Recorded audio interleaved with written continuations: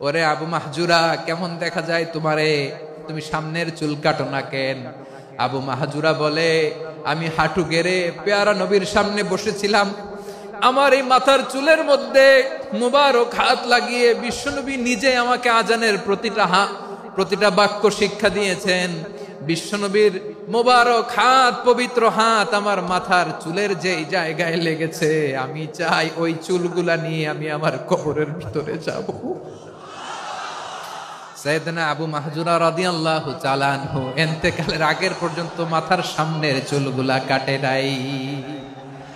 আজারি সাহেবের আগমন আদ-দ্বীন ফাউন্ডেশনের পক্ষ থেকে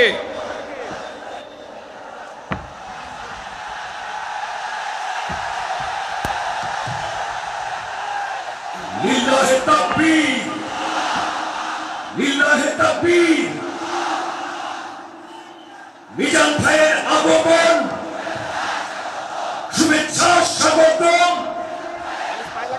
মিজান ভাইয়ের আগমন, লিল্লাহি তাকবীর, লিল্লাহি তাকবীর। সম্মানিত হাজিরিন, আপনারা ভালো আছেন সবাই? শীতে কষ্ট হচ্ছে না? মাশাআল্লাহ। 3 দিন ব্যাপী তাফসীরুল কোরআনের প্রোগ্রামের সমাপনী রজনী আজকে। আমি খুব লম্বা সময় নিব না, এটা তো আমার বিভাগীয় প্রোগ্রাম। খুলনা বিভাগের প্রোগ্রাম পেয়ে গেছে যশোর। মাশাআল্লাহ, 9টা প্যান্ডেল আছে, এখানে ধাক্কাধাক্কির কোনো মানি হয় না। তোমরা ধাক্কাধাক্কি করবা, এই জন্য প্যান্ডেল করা হয় নাই 9টা। বসো, কোনো কথা নাই। অনেক আলোচনা হয়েছে 3 দিন ব্যাপী। দেশ বরেণ্য, প্রথিতযশা ওলামায়ে হযরতের মুখে আপনারা অসংখ্য কথা শুনেছেন। আমলের জন্য এগুলোই যথেষ্ট, নতুন করে আমার বলার কিছুর দরকার নাই। নতুন করে উপস্থাপনের মতো বলার মতো আমার কাছে কিছু নাইও।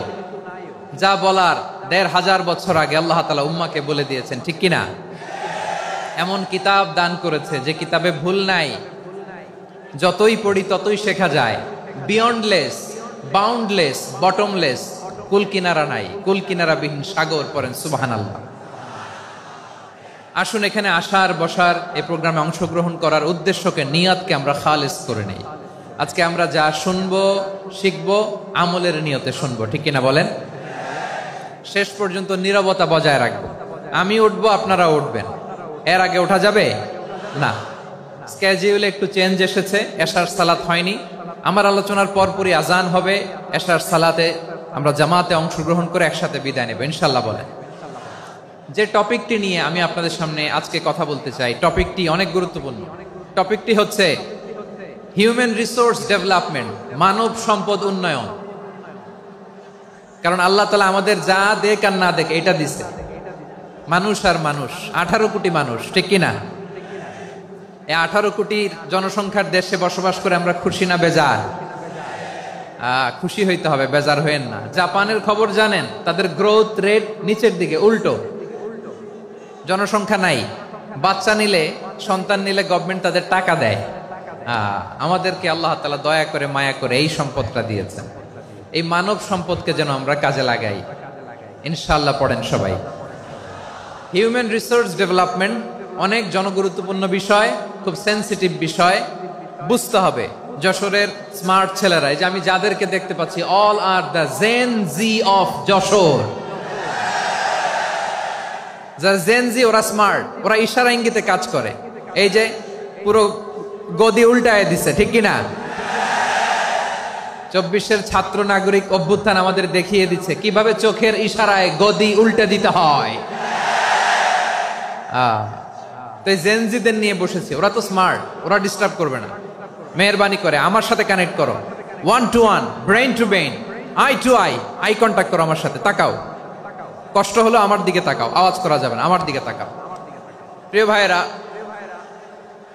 হিউম্যান রিসোর্স ডেভেলপমেন্টের ব্যাপারে কিছু কথা বলবো। এই যে আমাদের বিশাল জনসংখ্যা, এই জনসংখ্যাকে কি করে জনসম্পদে রূপান্তরিত করা যায়, এ ব্যাপারে কথা বলবো। আমি সূরাতু বনী ইসরাইলের 70 নম্বর আয়াত তেলাওয়াত করেছি। এই আয়াতের আলোকে কিছু কথা আমি আপনাদের সামনে বলবো। আল্লাহ তাআলা ইরশাদ করছেন, ওয়ালাকাদ কাররামনা بني آدم وحملناهم في البر والبحر ورزقناهم من الطيبات وفضلناهم على كثير ممن خلقنا تفضيلا পড়েন আল্লাহু আকবার।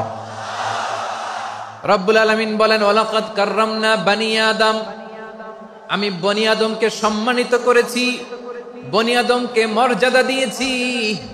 ওয়া হামালনাহুম ফিল বাররি ওয়াল বাহর, বনি আদমকে জলে স্থলে স্থলে এবং সমুদ্রে চলাচলের বাহন দিয়েছি। ওয়া রাযাকনাহুম মিনাত তাইয়্যিবাত, তাদেরকে পবিত্র রিজিকের বন্দোবস্ত করেছি। ওয়া ফাদ্দালনাহুম আলা কাসীরিম মিম্মান খালাকনা তাফদীলা, আর আমি আল্লাহ যাদেরকে সৃষ্টি করেছি তাদের মধ্য থেকে বনি আদমকে আমি শ্রেষ্ঠ বানিয়েছি। আমরা শ্রেষ্ঠ, আমরা আশরাফুল মাখলুকাত। আমরা কি এই যে এমনি চিল্লাচিল্লি করে জিজ্ঞাসা করলে বলে না, আমরা আশরাফুল মাখলুকাত। আমরা কি শ্রেষ্ঠ, সবার চেয়ে সেরা। আমাদের মতো করে আল্লাহ কাউকে বানায় নাই। দুই পায়ে ভর করে শির দ্বারা এরকম স্ট্যান্ড রেখে মাথা উঁচু করে দাঁড়াতে পারে এরকম কোন প্রাণী পৃথিবীতে আছে? এজন্য আল্লাহ বলেন ওয়ালাকাদ কাররামনা বানি আদম, আমি বনি আদমকে সম্মানিত করেছি, তাদেরকে আমি মর্যাদা দিয়েছি। তাদেরকে আমি যত মর্যাদা দিয়েছি আমার কোন সৃষ্টিকে এত মর্যাদা দেই নাই। পড়েন সুবহানাল্লাহ। I have dignified the status of the sons of Adam, আদমের সব সন্তানের মর্যাদা আমি বাড়িয়েছি। আল্লাহ এখানে বলেননি ওয়ালাকাদ কাররামনাল মুমিনিন, আমি মুমিনের মর্যাদা বাড়িয়েছি, বলেছেন? আল্লাহ এখানে বলেন নাই ওয়ালাকাদ কাররামনাল মুসলিমিন, আমি মুসলিমের মর্যাদা বাড়িয়েছি। আল্লাহ বলেছেন ওয়ালাকাদ কাররামনা বানি আদম, আমি বনি আদমের সম্মান বাড়িয়েছি। হোক সে মুমিন কিংবা কাফের, মুসলিম কিংবা মুশরিক, আস্তিক কিংবা নাস্তিক, আরব কিংবা অনারব, যেই হোক না কেন আদম সন্তান সবগুলার মর্যাদা বাড়ায় দিয়েছে কে? সবার মর্যাদা আল্লাহ বাড়িয়েছে। মানুষ হিসেবে মর্যাদা। বিশ্বনবী সাল্লাল্লাহু আলাইহি ওয়াসাল্লাম ইহুদির লাশ দেখে দাঁড়িয়ে গেলেন। কার লাশ? আমার যশোরের ভাইয়েরা আওয়াজ করে বলুন, কার লাশ? ইহুদির লাশ দেখে দাঁড়ায় গেলেন। সাহাবারা বললেন ইয়া রাসূলুল্লাহ, আপনি দাঁড়ালেন যে, এটা তো ইহুদির লাশ। বিষ্ণু বললেন আওয়ালাইসাত নাফসান, এটা কি মানুষ নয়? এটা হোক ইহুদি হোক খ্রিস্টান, এটা তো মানুষ। আমি মানুষ দেখে দাঁড়িয়েছি। আই স্যালিউট দ্য হিউম্যানিটি, আমি মানবতাকে সম্মান করেছি। পড়েন সুবহানাল্লাহ। তাহলে এই জমিনে মানুষের মর্যাদা বেশি, হোক আস্তিক হোক নাস্তিক, হোক মুমিন কিংবা কাফের। আদমের সন্তান হলে, মানুষ হলেই তার মর্যাদা বাড়িয়েছে কে? আমার কলিজার টুকরা যশোরের ভাইয়েরা, মানুষের মর্যাদা আল্লাহ এত বাড়িয়েছেন, মানুষ জীবিত থাকলেও যেমনি মর্যাদাবান, মরে গেলেও মর্যাদাবান। সুবহানাল্লাহ পড়েন। মানুষ মরে গেলে এই ডেড বডিটা কি হয়? পচে যায়, গলে যায়, মাটির সাথে মিশে যায়। তাই বলে আপনি ডেড বডির সাথে যাচ্ছে তাই করতে পারবেন না। পারবেন? কেউ যদি অন্যায় করে তাকে যদি আপনি শাস্তির আওতায় আনেন, যা মনে চায় করতে পারবেন না। তারা আগুন দিয়ে পোড়াতে পারবেন না, নাক কাটতে পারবেন না, কান কাটতে পারবেন না, অঙ্গ বিকৃতি করতে পারবেন না। কারণ মানব জাতির মর্যাদা স্বয়ং দিয়েছে কে? ডেড বডি পচে যাবে, গলে যাবে। তারপর ইসলাম বলে না, খবরদার, এই মরা লাশটারও একটা মর্যাদা আছে না নাই? ইসলাম বলে এই লাশটা গলে যাবে, পচে যাবে, কিন্তু এটার অমর্যাদা করো না। কর্পূর দিয়ে, খেজুর পাতা দিয়ে এটাকে ওয়ার্ম ওয়াটার দিয়ে, গরম পানি দিয়ে ধৌত করো।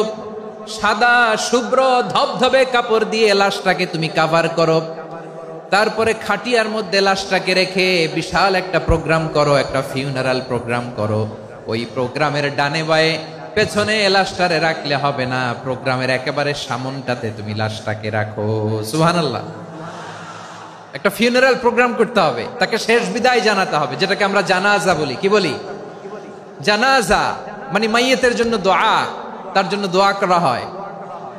তাকে একটা সিস্টেমেটিক অর্ডারে কবরে রাখা হয়, সুন্দরভাবে সেটাকে কবরস্থ করা হয়, মাটি দেয়া হয়, পানি দেয়া হয়। তার মানে মরে গেলেও মানুষের সম্মান বাড়ায় দিয়েছে কে? এজন্য আল্লাহ বললেন ওয়ালাকাদ কাররামনা বানি আদম, বনি আদমের সম্মান মর্যাদা আমি আল্লাহ বাড়িয়ে দিয়েছি। মানুষের সম্মানে তুমি কখনো আঘাত করো না, ঠিক কিনা? তাহলে ভাই, প্রথম মেসেজ হচ্ছে the first and foremost message tonight to the people of জাসর। আল্লাহ বলেন, I have dignified the status of son of Adam. আমি বনি আদম সবার মর্যাদা বাড়িয়ে দিয়েছি, হোক আস্তিক নাস্তিক, হোক কাফের কিংবা মুশরিক, তার মর্যাদা বাড়াই দিছে কে? যখন বন্যা হয় আমরা ত্রাণ নিয়ে যাই, আমরা শুধু মুসলমানদেরকে ত্রাণ দেই নাকি? হ্যাঁ, আমরা মুসলমানকেও দেই, অমুসলমানকেও দেই, হিন্দুকেও দেই, বৌদ্ধকেও দেই। যেখানেই মানবতা বিপন্ন সেখানে ইসলামের হেল্পিং হ্যান্ড আছে না নাই? সুবহানাল্লাহ, কি দিন আমরা পেয়েছি, কি বিধান আমরা পেয়েছি। ওয়ালাকাদ কাররামনা বনি আদম, আমি বনি আদমকে সম্মানিত করেছি। এরপর আল্লাহ বললেন, ওয়া হামালনাহুম ফিল বাররি ওয়াল বাহর, মানুষকে স্থলে এবং সমুদ্রে চলাচলের বাহন আমি দিয়েছি। স্থলে কিভাবে চলবে, জলে কিভাবে চলবে, এই বাহনের ব্যবস্থা করেছে কে? এই জেনজি, এই স্যামড়া, ইরাম করতেছো কিসের জন্য? হ্যাঁ, ইরাম করলে চলবি? হ্যাঁ, বস বস বস বস, আওয়াজ করতেছো কেন? দিবা না, কথা বলতে দিবা না আমাকে? তো এইটা বুঝি তোমাদের ভালোবাসার নমুনা? তোমাদের ভালোবাসার কারণে যদি আমি কোথাও দাঁড়াতেই না পারি, কোথাও বসতে না পারি, কোথাও দুটা কথা বলতে না পারি, এই ভালোবাসা দিয়ে কি হবে আমার? বরং ঘামতে ঘামতে ঘর্মাক্ত হব, রক্তাক্ত হব। কিন্তু সেন্ট্রাল থেকে, সেন্ট্রালি যে ইনস্ট্রাকশন আসবে, সেই ইনস্ট্রাকশনের এক চুল আমরা ডানে বায়ে যাব না। এইটা গণজাগরণের জন্য এইটা দরকার, ইসলামী বিপ্লবের জন্য এইটা দরকার। তো আধা ঘন্টা ধরে যদি তোমাদেরকে থামানোই না যায়, এই লস্কর দিয়ে আমি কি করব? আল্লাহর ওয়াস্তে নো নো নো স্লোগান, চুপচাপ একেবারে আমার দিকে তাকাও। আল্লাহ বললেন, ওয়া হামালনাহুম ফিল বাররি ওয়াল বাহর, জলে স্থলে আমি চলাচলের যানবাহনের ব্যবস্থা করেছি। আমরা স্থলে ঘোড়ার উপরে চড়ি, উটের উপরে চড়ি, গাড়ির উপরে চড়ি। এই যে গাড়ির ইঞ্জিন বানাইছি আমরা, এটার মেধা দিয়েছে কে? আবার সাগরের মধ্যে আমরা নৌযান, জলযান, বড় বড় জাহাজ দিয়ে এক মহাদেশ থেকে আরেক মহাদেশ যাই, এক দেশ থেকে মালামাল গুলো আরেক দেশে পাঠাই। সাগরের ভেতরে নৌকাগুলোরে ধরে রাখলো কে? ওয়াল ফুলকিল্লাতী তাজরি ফিল বাহরি বিমা ইয়ানফাউন নাস, মানুষের উপকার আছে এরকম সরঞ্জামাদি নিয়ে সাগরের উপরে বিশাল বিশাল জলযানগুলো চলে। এগুলো ডুবে যায় না, কাত হয়ে যায় না, পড়ে যায় না। এগুলোকে স্থিতিস্থাপকতাকে ঠিক করে রাখলো কে? আপনারা জাহাজ দেখেছেন? জাহাজ, হ্যাঁ, বাড়ি চট্টগ্রাম হইলে দেখতে পারতেন। দেখছেন? বিশাল বিশাল জাহাজ, বিশাল জাহাজ মালামাল নিয়ে এক মহাদেশ থেকে আরেক মহাদেশে যায়। গত মাসে আমার জাপান সফর ছিল। এই যে বাংলাদেশে যে গাড়িগুলো চালান, বেশিরভাগ গাড়ি আসে কিন্তু জাপান থেকে। হাজার হাজার গাড়ি একটা জাহাজ বহন করতে পারে, হাজার হাজার গাড়ি। এটাতে সাগরের মধ্যে ভাসাইলো কে? সবাই বলুন, ভাসালো কে? হাজার হাজার গাড়ি নিয়ে জাপানিজ গাড়িগুলো আমাদের চট্টগ্রামের এয়ারপোর্টের বন্দরে ভিড়ে। যুক্তরাষ্ট্রে আমি দেখেছি বিশাল বিশাল জাহাজ। আপনারা টাইটানিক জাহাজের নাম শুনেছেন? টাইটানিকেরও 8 গুণ 10 গুণ বড়। সুবহানাল্লাহ কইবেন না? টাইটানিক জাহাজের 8 গুণ 10 গুণ বড় একটা জাহাজ আছে, আইকন অফ দ্য সি, আমি দেখে এসেছি। রয়্যাল ক্যারিবিয়ান দেখে এসেছি। সাগরের সামনে জেটিতে যখন দাঁড়ালাম, জাহাজটা যখন যায়, আমার মনে হচ্ছে একটা শহর, গোটা শহর, the entire city is floating on the water. পুরো একটা শহর মনে হয় পানির উপর দিয়ে ভেসে যাচ্ছে। পড়েন সুবহানাল্লাহ। এই যে আইকন অফ দ্য সি, এই ক্রুজ, এই জাহাজটা, এটার ভিতরে স্টেডিয়াম আছে। কিসের ভিতরে স্টেডিয়াম? কথা বুঝে নাই বোধহয়। স্টেডিয়াম কিসের ভিতর? সুইমিং পুল আছে, শপিং মল আছে, রেস্টুরেন্ট আছে, ক্লাব আছে, 3000 4000 রুম বিশিষ্ট, কক্ষ বিশিষ্ট হোটেল আছে। এই সবগুলোর নিয়ে এগুলো চলে সাগরের এই দোলার মধ্যে, জলোচ্ছ্বাসের মধ্যে। এই সাগরের ভেতরে এই জাহাজগুলোর ভাষায় রাখছে কে? সূরা আর রহমানে আল্লাহ তাআলা বললেন, ওয়ালাহুল জাওয়ারিল মুনশাআতু ফিল বাহরি কাল আ'লাম ফাবিআইয়ি আলা, সবাই পড়েন ফাবিআইয়ি আলাই রাব্বিকুমা তুকাযযিবান। পাহাড় সম বড় বড় জাহাজগুলো মাল বোঝাই করে সাগরের মধ্যে ভেসে বেড়ায়, এগুলো দিয়ে মালামাল বহন করা যায়। মানুষরা এক দেশ থেকে আরেক দেশে যায়, এই জাহাজগুলোরে সাগরের ভেতরে ভাসায় রাখলো কে? এই আয়াতের ভেতরে আল্লাহ তাআলা সূরাত বনী ইসরাঈলের এই চমৎকার আয়াতের ভেতরে আল্লাহ তাআলা বেসিক্যালি মানব জাতির প্রতি তার 4টি স্পেশাল অনুগ্রহের কথা বলেছেন। কয়টি? 2টা বলে ফেলছি। 1 নাম্বার ওয়ালাকাদ কাররামনা বনী আদম, আমি বনী আদমের সম্মান বাড়াইছি। নাকি মুসলমানদের? নাকি মুসল্লিদের? কার সম্মান বাড়িয়েছি? বনী আদমের।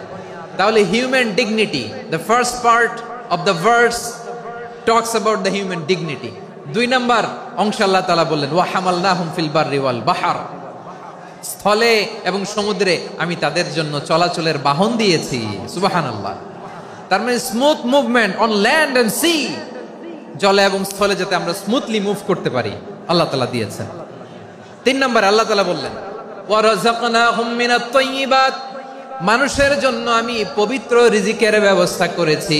জলে এবং স্থলে যত প্রাণী আছে সবগুলা প্রাণীকে রিজিক দেয় কে? আমাদেরকে রিজিক দেয় কে? সাগরের মাছগুলোকে, বড় বড় তিমি মাছগুলোরে রিজিক দেয় কে? বাতাসের মধ্যে ভেসে বেড়ানো বড় বড় পাখিগুলো, স্ক্যান্ডিনেভিয়ান কান্ট্রি থেকে লক্ষ লক্ষ কোটি কোটি পাখিগুলো যে এক দেশ থেকে আরেক দেশে ট্রান্সফার হয়, এগুলোর রিজিক দেয় কে? রব্বুল আলামিন বলেন ওয়ামা মিন দাব্বাতিন ফিল আরদি ইল্লা আলাল্লাহি রিজকুহা ওয়া ইয়ালামু মুস্তাকাররাহা ওয়া মুস্তাওদাআহা কুল্লুম ফি কিতাবিম মুবিন। আল্লাহু আকবার। রব্বুল আলামিন বলেন ভূপৃষ্ঠে বিচরণশীল যত প্রাণী আছে সব প্রাণীগুলোকে আমি আল্লাহ আমার নিজের কুদরতে রিজিকের বন্দোবস্ত করি। এই প্রাণীগুলো কোথায় থাকে, কোথায় যায়, সব জায়গায় আমি রিজিক পৌঁছে দেই। রিজিক কেউ দিতে পারে না, রিজিকের মালিক কে? রিজিকের মালিক তিনি আল্লাহ। এজন্য আল্লাহ তাআলা বললেন ওয়া রাযাকনাহুম মিনাত তাইয়্যিবাত। এরপর আল্লাহ বললেন ওয়া ফাদ্দালনাহুম আলা কাসীরিম মিম্মান খালাকনা তাফদীলা।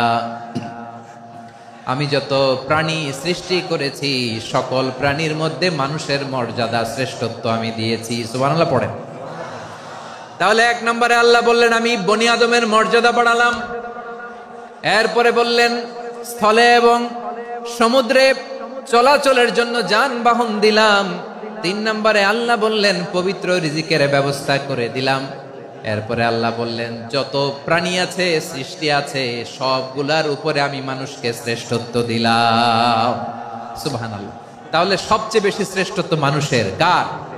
মানুষের। শুধু তাই নয় প্রিয় ভাইরা, আকাশ এবং জমিনে যা কিছু আছে সবকিছু মানুষের জন্য, মানুষের কল্যাণে, মানুষের প্রয়োজনে, মানুষের বশীভূত করে সৃষ্টি করেছেন কে?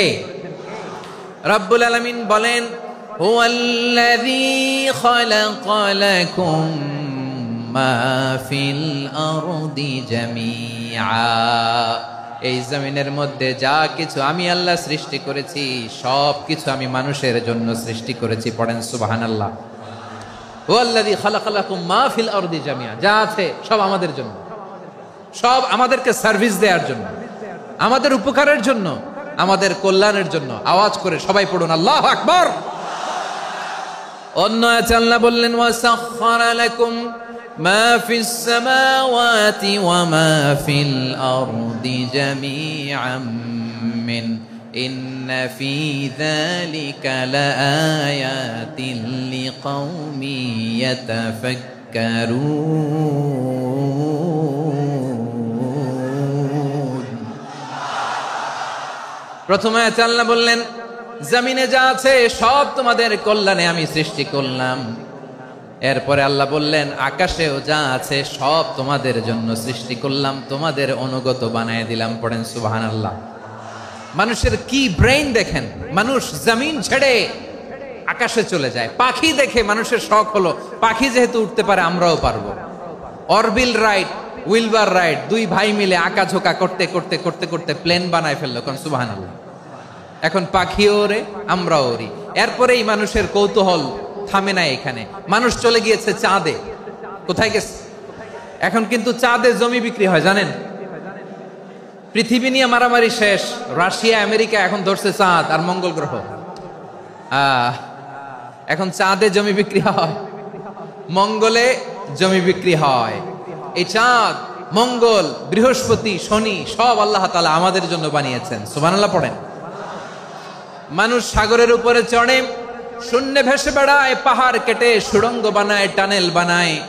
মানুষ ব্রডব্যান্ডের লাইন নিয়ে যায় সাগরের ভেতর দিয়ে, এক দেশ থেকে আরেক দেশে, এক মহাদেশ থেকে আরেক মহাদেশে। সুবহানাল্লাহ পড়েন। তার মানে গোটা বিশ্বের সবকিছুর উপরে control, superiority over all creatures, সবকিছুর উপর কন্ট্রোল, মনিটরিং, নিয়ন্ত্রণ, এটা প্রতিষ্ঠা করে দিয়েছে কে? এজন্যই মানুষের শ্রেষ্ঠত্ব। ওয়ালাকাদ কাররামনা বানি আদম, আমি বনি আদমের সম্মান বাড়িয়েছি, মর্যাদা আমি বাড়িয়ে দিয়েছি এই কারণে, কারণ মানুষ সবকিছুর উপর নিয়ন্ত্রণ নিতে পারে। মানুষকে নিয়ে এই কোরআনের সব আলোচনা, মানুষকে নিয়ে এই কোরআনের সব। তাই কোরআনের কেন্দ্রীয় আলোচ্য বিষয় হচ্ছে মানুষ। কোরআনের কেন্দ্রীয় আলোচ্য বিষয় কি? যশোরের ভাইয়েরা বুঝে থাকলে সবাই বলবেন, কোরআনের কেন্দ্রীয় আলোচ্য বিষয় কি? এই যে আমি মূল আলোচনায় যাচ্ছি এখন। কেন মানুষ কোরআনের কেন্দ্রীয় আলোচ্য বিষয়? এই যে ভাইয়েরা, এই যে হাত জোর করে, এই যে Jessore Gen Z, the smart people of Jessore, হাত জোর করে বলতেছে, হাত জোর করে তোদের কাছে আল্লাহর দোহাই লাগে, স্টপ স্টপ। শুরুতে একবার বলেছে, জায়গা না হলে আস্তে আস্তে ধাক্কা দিবা, সামনে না পিছনে, দিয়ে দিয়ে বের হয়ে চলে যাও। এলইডিতে দেখো, এই যে এই যে আল্লাহর ওয়াস্তে জায়গা না হলে ওদিকে যাও। কোরআনের মাহফিলে বিশৃঙ্খলা, এটা কাফিরদের আলামত। কাফিররা শীষ দিত, শীষ। বিশ্বনবী কোরআনের তাফসির করলে কাফিররা শীষ দিত আর ক্ল্যাপিং করত, হুইসেল এন্ড ক্ল্যাপিং। তো আমরা কি এখানে বিশৃঙ্খলা করতে আসছি? তো বারবার থামানো লাগে কেন? কোনো আওয়াজ হবে না, বললাম তো, স্টপ। আওয়াজ করে বলুন, কোরআনের কেন্দ্রীয় আলোচ্য বিষয় কি? সবাই বলেননি। এতগুলো মানুষ উত্তর দিলে এতটুকু আওয়াজ হয়, অন্তত আমি বিশ্বাস করি না। যশোর, আওয়াজ করে বলো, কোরআনের কেন্দ্রীয় আলোচ্য বিষয় কি? মানুষ। এই মানুষ কোরআনের কেন্দ্রীয় আলোচ্য বিষয়। মানুষকে আল্লাহ স্বাধীনতা দিয়েছেন। ফামান শাআ ফালইউমিন ওয়া মান শাআ ফালইয়াকফুর। চাইলে মুমিন হতে পারো, চাইলে কাফের হতে পারো, তোমার ইচ্ছা। তবে জেনে রাখো, মুমিন হলে পাবা জান্নাত, কাফির হলে পাবা জাহান্নাম। নাও দ্য ডিসিশন ইজ ইয়ার্স। সিদ্ধান্ত তোমার, জান্নাতে যাবা না জাহান্নামে যাবা। যশোরের ভাইয়ের আওয়াজ করে বলুন, কই যেতে চান, জান্নাতে না জাহান্নামে? ডান দিকে না বাম দিকে? ডানপন্থী না বামপন্থী? চিল্লা চিল্লি না চুপচাপ? চুপচাপ কয়ে আবার চিল্লাচিল্লি শুরু করে দিচ্ছে। মাশাআল্লাহ। তাহলে কোরআনের কেন্দ্রীয় আলোচ্য বিষয় মানুষ। আমার সাথে থাকতে হবে, তোমাদেরকে নিয়ে আমি আলোচনা শেষ পর্যন্ত যাব। অনেক গুরুত্বপূর্ণ কথা বাকি আছে, আমাকে সহযোগিতা করতে হবে। মাশাআল্লাহ, এই তো ঠান্ডা হয়েছে। হ্যাঁ, ঠিক আছে ঠিক আছে ঠিক আছে। মানুষকে আল্লাহ এত স্বাধীনতা দিয়েছেন, মানুষ চাইলে অনেক ভালো হইতে পারে। ভালোর রাস্তাও খোলা, খারাপ হওয়ার রাস্তাও খোলা। ভালো হইলে মানুষ অনেক ভালো, খারাপ হইলে অনেক খারাপ। ভালো হইলে সবচেয়ে ভালো, খারাপ হইলে সবচেয়ে খারাপ। এজন্য সিদ্ধান্ত আপনাকে নিতে হবে। আল্লাহ তাআলা বলছেন, লাকাদ খালাকনাল ইনসানা ফি আহসানি তাকওয়িম সুম্মা রাদাদনাহু আসফালা সাফিলিন। আমি মানুষকে অনেক সুন্দর অবয়বে, সুন্দর আকৃতিতে সৃষ্টি করেছি। তার শুধু চেহারার ডিজাইনটাই সুন্দর নয়, তার ব্রেনটা বড্ড সুন্দর, তার মানসিকতা বড্ড সুন্দর, তার সৃজনশীলতা বড্ড সুন্দর। পড়েন সুবহানাল্লাহ।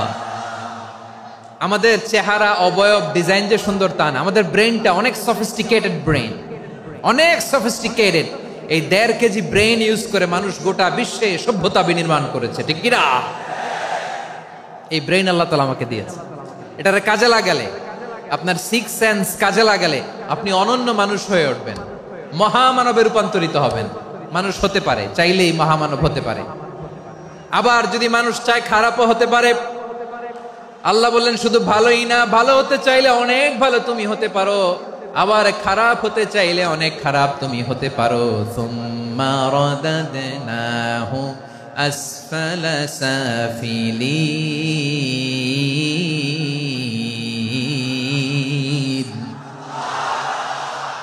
খারাপ হলে একেবারে খারাপ হতে পারো, নিকৃষ্ট হলে একেবারে নিকৃষ্ট হতে পারো, ভালো হলেও ভালো হতে পারো। কোন সুবহানাল্লাহ। এবার আওয়াজ করে বলুন, ভালো হতে চাই না খারাপ? শ্রেষ্ঠ না নিকৃষ্ট? মানুষ ভালো হলে মানুষ ফেরেশতার চেয়েও ভালো, মানুষ খারাপ হলে সে পশুর চেয়েও খারাপ। কথা ঠিক কিনা বলেন? ভালো হলে ফেরেশতার চেয়েও ভালো, খারাপ হলে পশুর চেয়েও নিকৃষ্ট। তার মানে শ্রেষ্ঠত্বে মানুষ, শ্রেষ্ঠত্বে ফেরেশতাকে হার মানায়, আর অধপতনে শ্রেষ্ঠত্বে ফেরেশতাকে ছাড়িয়ে যায়, আর অধপতনে পশুকেও হার মানায়। আই রিপিট, আমি আবারও বলছি, মানুষ শ্রেষ্ঠত্বে ফেরেশতাকে ছাড়িয়ে যায়, আর অধপতনে সে পশুকেও হার মানায়। আওয়াজ করে বলতে হবে ঠিক কি না? এটার প্রমাণ কি? মানুষ শ্রেষ্ঠ হইলে যে ফেরেশতার চেয়েও সেরা, তার প্রমাণ কি? আল্লাহ তাআলা বলছেন, ওয়া ইয কুলনা লিল মালাইকাতি ইসজুদু লি আদম ফাসাজাদু ইল্লা ইবলিস আবা ওয়াস্তাকবারা ওয়া কানা মিনাল কাফিরিন। আল্লাহ বলেন, স্মরণ করো সে সময়ের কথা যখন আমি ফেরেশতাদেরকে বললাম, ও ফেরেশতারা আদমকে সিজদা দাও। সব ফেরেশতারা সম্মান সূচক সিজদা আদমকে দিল, তারা আদমের জন্য সিজদায় লুটিয়ে পড়লো, একজন ছাড়া, তার নাম ইবলিস। আওয়াজ করে বলেন তার নাম কি? সে অহংকার প্রদর্শন করলো, সে কাফের হয়ে গেল, বাকি সব ফেরেশতারা সিজদা দিল। সুবহানাল্লাহ। আবার আদম আলাইহিস সালামকে আল্লাহ জিজ্ঞেস করলেন, সব বলে দিল উত্তর, কিন্তু ফেরেশতাদেরকে একই প্রশ্ন জিজ্ঞেস করলেন, তারা উত্তর করতে পারে নাই। তার মানে এর মধ্য দিয়ে প্রমাণিত হয়, মানুষ ভালো হলে ফেরেশতার চেয়েও ভালো, ফেরেশতার চেয়েও মানুষের মর্যাদা বাড়িয়ে দিয়েছে কে? সব নূরের ফেরেশতা যখন মাটির আদমকে সেজদা দেয়, এটা প্রমাণ করে ফেরেশতার চেয়েও মানুষের মর্যাদা বাড়িয়ে দিয়েছে কে? তুমি মাটির আদমকে প্রথম সৃষ্টি করিয়া ঘোষণা করিয়া দিলে শ্রেষ্ঠ বলিয়া, তাই তো নূরের ফেরেশতা করে আদমকে সেজদা। ঠিক কিনা বলেন? তাই তো নূরের ফেরেশতা করে আদমকে সেজদা, সবার চেয়ে সম্মান দিলে মাটির আদমকে। আল্লাহু আল্লাহু তুমি জাল্লে জালালুহু, শেষ করা তো যায় না গে তোমার গুণগান। পড়েন না? পড়েন। আল্লাহু আল্লাহু তুমি জাল্লে জালালুহু, শেষ করা তো যায় না গে তোমার গুণগান। আল্লাহু আল্লাহু আল্লাহু আকবার। আদমের মর্যাদা বেশি, মানুষের মর্যাদা বেশি, মানুষ শ্রেষ্ঠ তার প্রমাণ নূরের ফেরেশতা মাটির আদমকে সেজদা করে। আওয়াজ করে বলেন ঠিক কি না? তাহলে মানুষ ভালো হলে ফেরেশতার চেয়ে ভালো, আবার মানুষ যদি খারাপ হয় সে পশুর চেয়েও খারাপ, অধপতনে পশুত্বকে হার মানায়। তার প্রমাণ, তার প্রমাণ কি? তার প্রমাণ হচ্ছে যশোরের ভাইরা দেখবেন পত্রিকায় নিউজ পেপারে মাঝে মাঝে এরকম দেখা যায়, এক মানুষ আরেক মানুষকে হত্যা করে 20 টুকরা করে বস্তার ভিতরে ভরেছে। আপনারা এই নিউজ পড়েন নাই না? দেখেন নাই? দেখছেন? মানুষ মানুষকে হত্যা করে কয় টুকরা? জোরে বলেন। এখানেই ক্ষান্ত হয় না, আবার কোথায় ভরছে? বস্তার ভেতরে। আচ্ছা, বুঝে থাকলে আওয়াজ করে বলেন, কোনদিন শুনছেন একটা হাতি আর একটা হাতিকে হত্যা করে 20 টুকরা করছে, এরপরে বস্তার ভিতরে ভরছে? হইছে? তাহলে দেখেন, মানুষ যদি খারাপ হয় সে পশুকেও হার মানায়। চিল্লায় বলো ঠিক কি না? এমনও দুশ্চরিত্র মানুষ আছে যার যার নজর থেকে 6 মাসের ছোট্ট মেয়ে থেকে শুরু করে 80 বছরের বৃদ্ধারাও নিরাপদ নয়।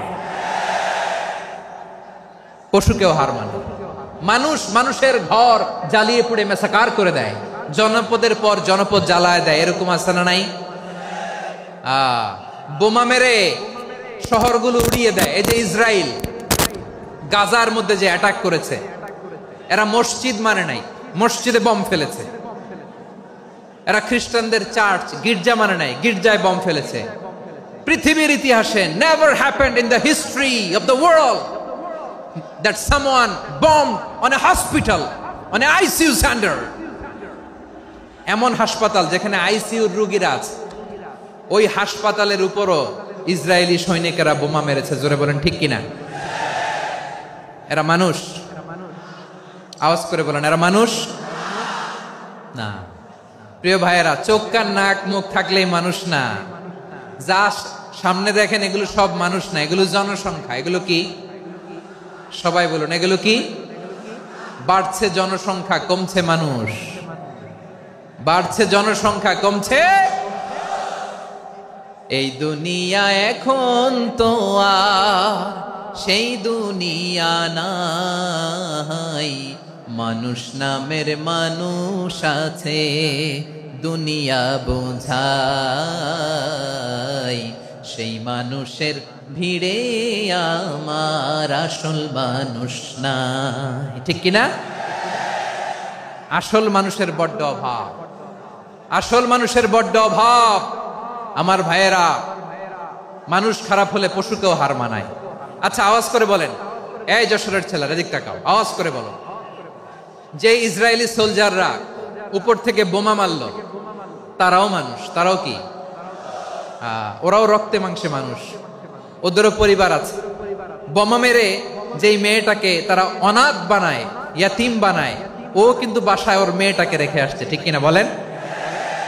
বম্বিং করে যে বাবাকে মেরে, স্বামীকে মেরে স্ত্রীকে বিধবা বানায়, তারও ঘরে স্ত্রী আছে। উপর থেকে বম মেরে মানুষ মেরে দিচ্ছে, তারাও মানুষ।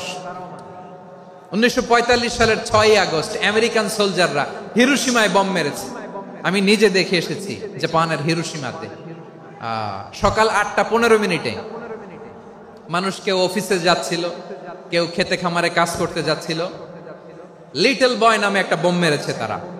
এই বোমের আঘাতে, পারমাণবিক এই বোমার রেডিয়েশনে আঘাতে, বোম ব্লাস্ট হওয়ার পরে মুহূর্তের মধ্যে 1,40,000 নাই।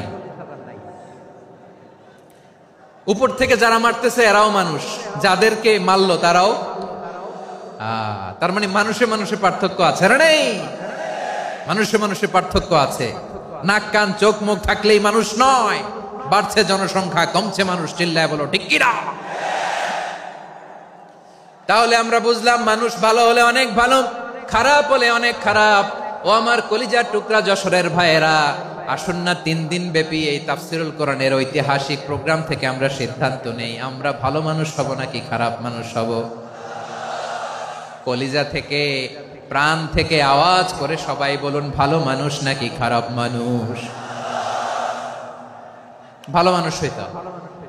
ভালো মানুষ যারা জগৎটাকে এনলাইটেন করবে, যারা এনলাইটেন করবে, যারা সত্যের বীর সেনানী হয়ে দাঁড়াবে, যারা সত্যের পক্ষে কথা বলবে, যারা জালিমের মসনদকে ভেঙে খান খান করে দেবে।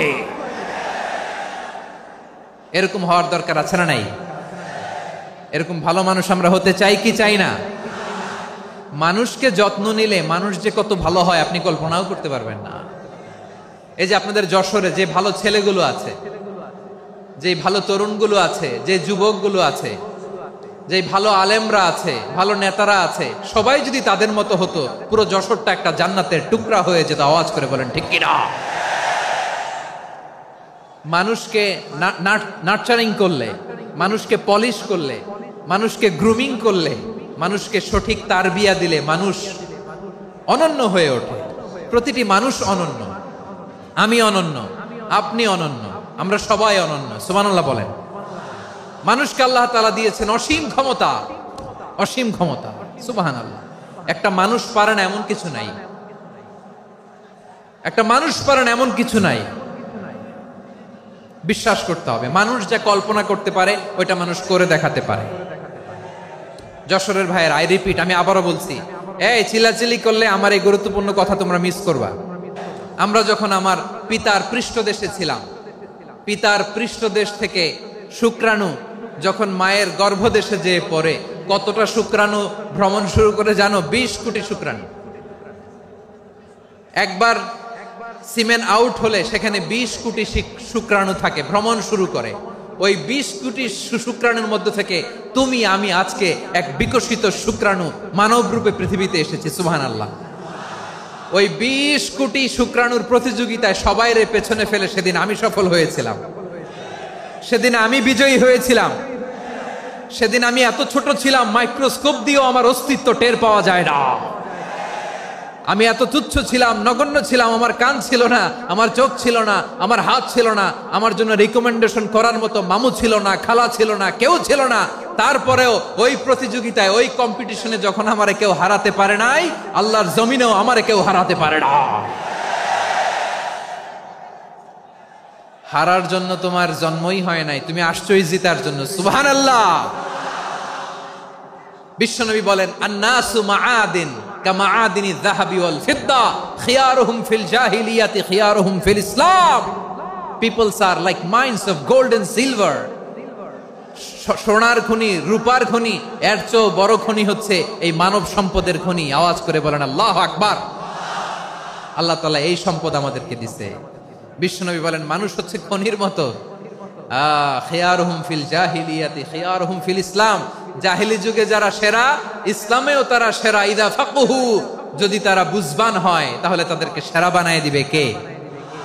তাহলে মানুষের চেয়ে সেরা কেউ হতে পারে? মানুষের চেয়ে অনন্য কেউ হতে পারে? মানুষকে কেউ হারাতে পারে? আওয়াজ করে বলো, তোমাকে কেউ হারাতে পারবে? এই সাহস জাগছে আজকের আলোচনা থেকে। আমি তুমি অনন্য, আমাকে তোমাকে হারায় দেওয়া এত সহজ না, ঠিক কিনা? একটা কথা জীবনের সাথে সেট করে নিতে হবে, আমি জিতি নয় শিখি, আমি কখনো হারি না। জীবনের সাথে সেট করে নাও, জেনজি অফ যশোর, আমি কখনো হারি না, আমি হয় জিতি নয় শিখি। চিল্লায় বলো ঠিক কিনা? আমি কখনো হারি না, আমার হারানো এত সোজা না। কি সাহস জাগছে? বুকে সাহস জাগছে? তাকবীর পড়ো, লিল্লাহে তাকবীর। তাহলে বিশ্বনবী বললেন, নাসু মাআদিন, মানুষ হচ্ছে খনি। এই ধাক্কা ধাক্কি, আমি জানি এগুলো ভালোবাসার ধাক্কা ধাক্কি, এজন্য আমি সহ্য করে নেই। এগুলো যে ভালোবাসার ধাক্কা ধাক্কি, এটা আমরা বুঝি। পৃথিবীর কোন আইন, সিকিউরিটি প্রটোকল দিয়ে এটারে মানানো যাবে না, কারণ এটা তো ভালোবাসা, লাভ। লাভ কোনো আইন কানুন দিয়ে বাধা যায় না, মানানো যায় না, ঠিক কিনা বলো?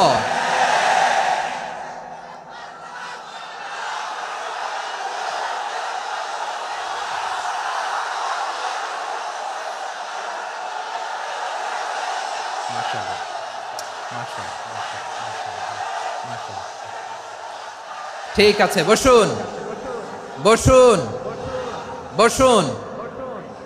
আল নাসু মাআদিন, মানুষ হচ্ছে খনি। এই খনির যত্ন নিতে হবে। আমার মা বাবা যারা এসেছেন, আপনার ছেলে মেয়ের যত্ন নেন। আপনার ছেলের মধ্যে যে কি পটেনশিয়াল আপনি জানেন না। আপনার এই ছোট্ট অবুজ ছেলেটাই আগামী দিনের শায়েখ আহমদুল্লাহ হবে। আপনার হেফজখানায় পড়া ওই ছোট্ট ছেলেটাই আগামী দিনের আল্লামা মামুনুল হক হবে। আপনার ওই ছেলেটা আমির হামজা হবে, আব্দুল হাই সাইফুল্লাহ হবে। এভাবে বড় বড় আলেম হবে, তারা যুগ শ্রেষ্ঠ আলেম হবে। সেই একদিন এই বাংলাদেশের পার্লামেন্টে যে বক্তব্য দিয়ে যশোরের পক্ষে কথা বলবে। আপনি জানেন না, কাউকে ছোট করবেন না আপনি, ওর কনফিডেন্স আপনি কমাবেন না, আপনি কমাতে পারেন না। প্যান্ডেলে আমার যে মা বোনেরা আছেন, ছেলে মেয়েদেরকে কখনো ছোট করে কথা বলবেন না। ও যে কোথায় যাবে আপনি জানেন না, আপনি মা হয়ে তাকে সাহস দিবেন, তার কল্পনার জগৎটাকে সাজাতে তাকে উৎসাহিত করবেন, ঠিক কিনা বলেন? আর আমার প্যান্ডেলের আমার প্রিয় শ্রদ্ধাশীলা মায়েরা বোনেরা, আপনারা তো আরো দামি সম্পদ। বিশ্বনবী বলেন, আর দুনিয়া কুল্লুহা মাতা। আল্লাহ আল্লাহ আল্লাহ, বিশ্বনবীর কথার ওজন দেখেন, আর দুনিয়া কুল্লুহা মাতা ওয়া খায়রু মাতা'আদ দুনিয়াল মারআতুস সালিহা। বিশ্বনবী বলেন, দুনিয়ায় যা দেখো সব আল্লাহর দেওয়া অ্যাসেট, মানে সম্পদ। আর এত অ্যাসেটের ভিড়ে সবচাইতে শ্রেষ্ঠ সম্পদ হচ্ছে নেককার নারী। সুবহানাল্লাহ। ভাইয়েরা বোনের সাথে খারাপ আচরণ করো না, সন্তান মায়ের সাথে খারাপ আচরণ করো না। আমাদের মায়েরা আমাদের asset, they are our priceless asset. কারণ এই মায়েদের পেটে এসেছে আল্লাহর ওলিরা, এই মায়েদের পেটে এসেছে খান জাহান আলী, এই মায়ের পেটে এসেছে শাহজালাল ইয়ামানি, এই মায়ের পেটে এসেছে আল্লাহর সব নবীরা। নাকি নবীরা আকাশ থেকে ধপ করে জমিনে নেমে আসছে? মায়ের পেটে আসছে। এই মায়ের পেটগুলো খনি। আমার সম্মানিতা মায়েরা বোনেরা, নিজেকে ইসলাম দিয়ে সাজান, নিজেকে ইসলাম দিয়ে সাজান, নিজেকে পবিত্র রাখুন, নিজের আব্রু ইমান ইজ্জতের হেফাজত করুন, কোরআন পড়ুন, সুন্নাহ পড়ুন। আপনি জানেন না আপনার গর্ভে কে আসছে, কোন ক্ষণজন্মা পুরুষকে আল্লাহ তাআলা আপনার গর্ভে পাঠাবে আপনি জানেন না। মায়েরা নিজেদেরকে পবিত্র রাখুন, ইসলাম চর্চা করুন, কোরআন চর্চা করুন, নৈতিকতা দিয়ে নিজেকে সাজান। যশোরের জেনজি, নিজেদেরকে প্রস্তুত রাখো আগামীর বাংলাদেশের জন্য। নৈতিকতা, মোরালিটি, ভ্যালিউজ দিয়ে নিজেকে সাজাও, ইসলাম দিয়ে নিজেকে সাজাও। কারণ আগামীর বাংলাদেশ ইসলামের বাংলাদেশ। বাংলাদেশের আসল পরিচয় ইসলাম। বাংলাদেশের আসল পরিচয় কি? সবাই বলে না। বাংলাদেশের আসল পরিচয় কি? এই ইসলাম নিয়ে আমরা সংসদ ভবন সাজাবো, রাজি আছি না নাই? শেকড় ভুলে যাওয়া যাবে না। আমরা ধাপে ধাপে শারিয়া আইনের দিকে যাব ইনশাআল্লাহ, কিন্তু জঙ্গিবাদ দিয়ে নয়, কট্টর পন্থা দিয়ে নয়। আমরা ইন্টেলেকচুয়ালি, গ্রাজুয়ালি, ধাপে ধাপে শারিয়া আইনের দিকে মুভ করব ইনশাআল্লাহ। বলো লিল্লাহি তাকবীর। এদেশের আসল পরিচয় সবাই বলে না, আওয়াজ করে, এদেশের আসল পরিচয়। এদেশে আজান শুনে সূর্য ওঠে শহর গ্রামে, এদেশে আজান শুনে সূর্য ডুবে সন্ধ্যা নামে, এদেশে সকল কাজে সবাই বলে বিসমিল্লাহ, এদেশে ভালো কিছু দেখে শুনে হাসি মুখে সবাই বলে মাশা আল্লাহ। সুবহানাল্লাহ, সুবহানাল্লাহ, সুবহানাল্লাহ, সুবহানাল্লাহ, সুবহানাল্লাহ, সুবহানাল্লাহ, সুবহানাল্লাহ, সুবহানাল্লাহ। ও নবীন তরুণ, তোমার কিসের এত ভয়? জেনে রেখো বাংলাদেশের আসল পরিচয়। বাংলাদেশের আসল পরিচয় ইসলাম। আওয়াজ তুলে বলো, আসল পরিচয় কি? এদেশে পরস্পরে দেখা হলে দেয় সালাম, এদেশে আমজনতার হৃদয় জুড়ে পাক্কা আলাম। ঠিক কি না? এদেশে বিপদ এলে সর্বজনে সর্বক্ষণে দোয়া পড়ে ইন্না লিল্লাহ, সুবহানাল্লাহ, সুবহানাল্লাহ, সুবহানাল্লাহ, সুবহানাল্লাহ। এদেশে আজান শুনে সূর্য ওঠে শহর গ্রামে, এদেশে আজান শুনে সূর্য ডুবে সন্ধ্যা নামে, এদেশে সকল কাজে সবাই বলে বিসমিল্লাহ, এদেশে ভালো কিছু দেখে শুনে হাসি মুখে সবাই বলে মাশা আল্লাহ। সুবহানাল্লাহ, আওয়াজ করে সুবহানাল্লাহ, সুবহানাল্লাহ, সুবহানাল্লাহ, সুবহানাল্লাহ। সবাই একসাথে সুবহানাল্লাহ, সুবহানাল্লাহ, সুবহানাল্লাহ, সুবহানাল্লাহ। এদেশের আসল পরিচয় কি? আওয়াজ করে বলতে ভয় লাগে। এদেশের আসল পরিচয় কি? ইসলাম দিয়ে আমাদের সংসদ ভবন চলুক, আমরা চাই কি চাই না? বঙ্গভবনে লা ইলাহা ইল্লাল্লাহর পতাকা উড়ুক, আমরা চাই কি চাই না? প্রতিটি জেলা অফিসে, ডিসি অফিসে লা ইলাহার পতাকা ঝুলুক, আমরা চাই কি চাই না? কারা কারা চাই হাত তুলে আল্লাহরে দেখায়।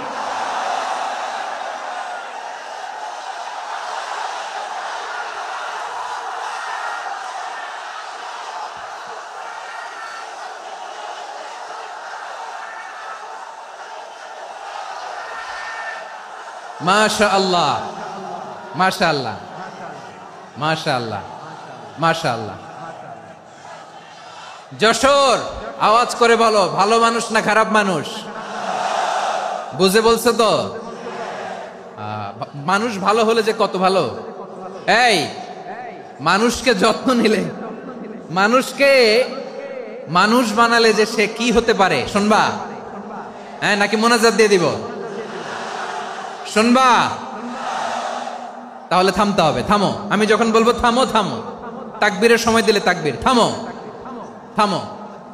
মানুষকে যত্ন নিলে, এই এদিকে এদিকে, ড্রোন নামায় ফেলো। হয়েছে, ড্রোনের ফুটেজ হয়ে গেছে, এবার ড্রোন নামায় ফেলো। আমার দিকে তাকাও। মানুষকে, তোমরা এদিক সেদিক তাকালে তো গুরুত্বপূর্ণ পয়েন্ট মিস হয়ে যাবে। এদিকে এদিকে, হ্যাঁ মাস, ঠিক আছে, এদিকে।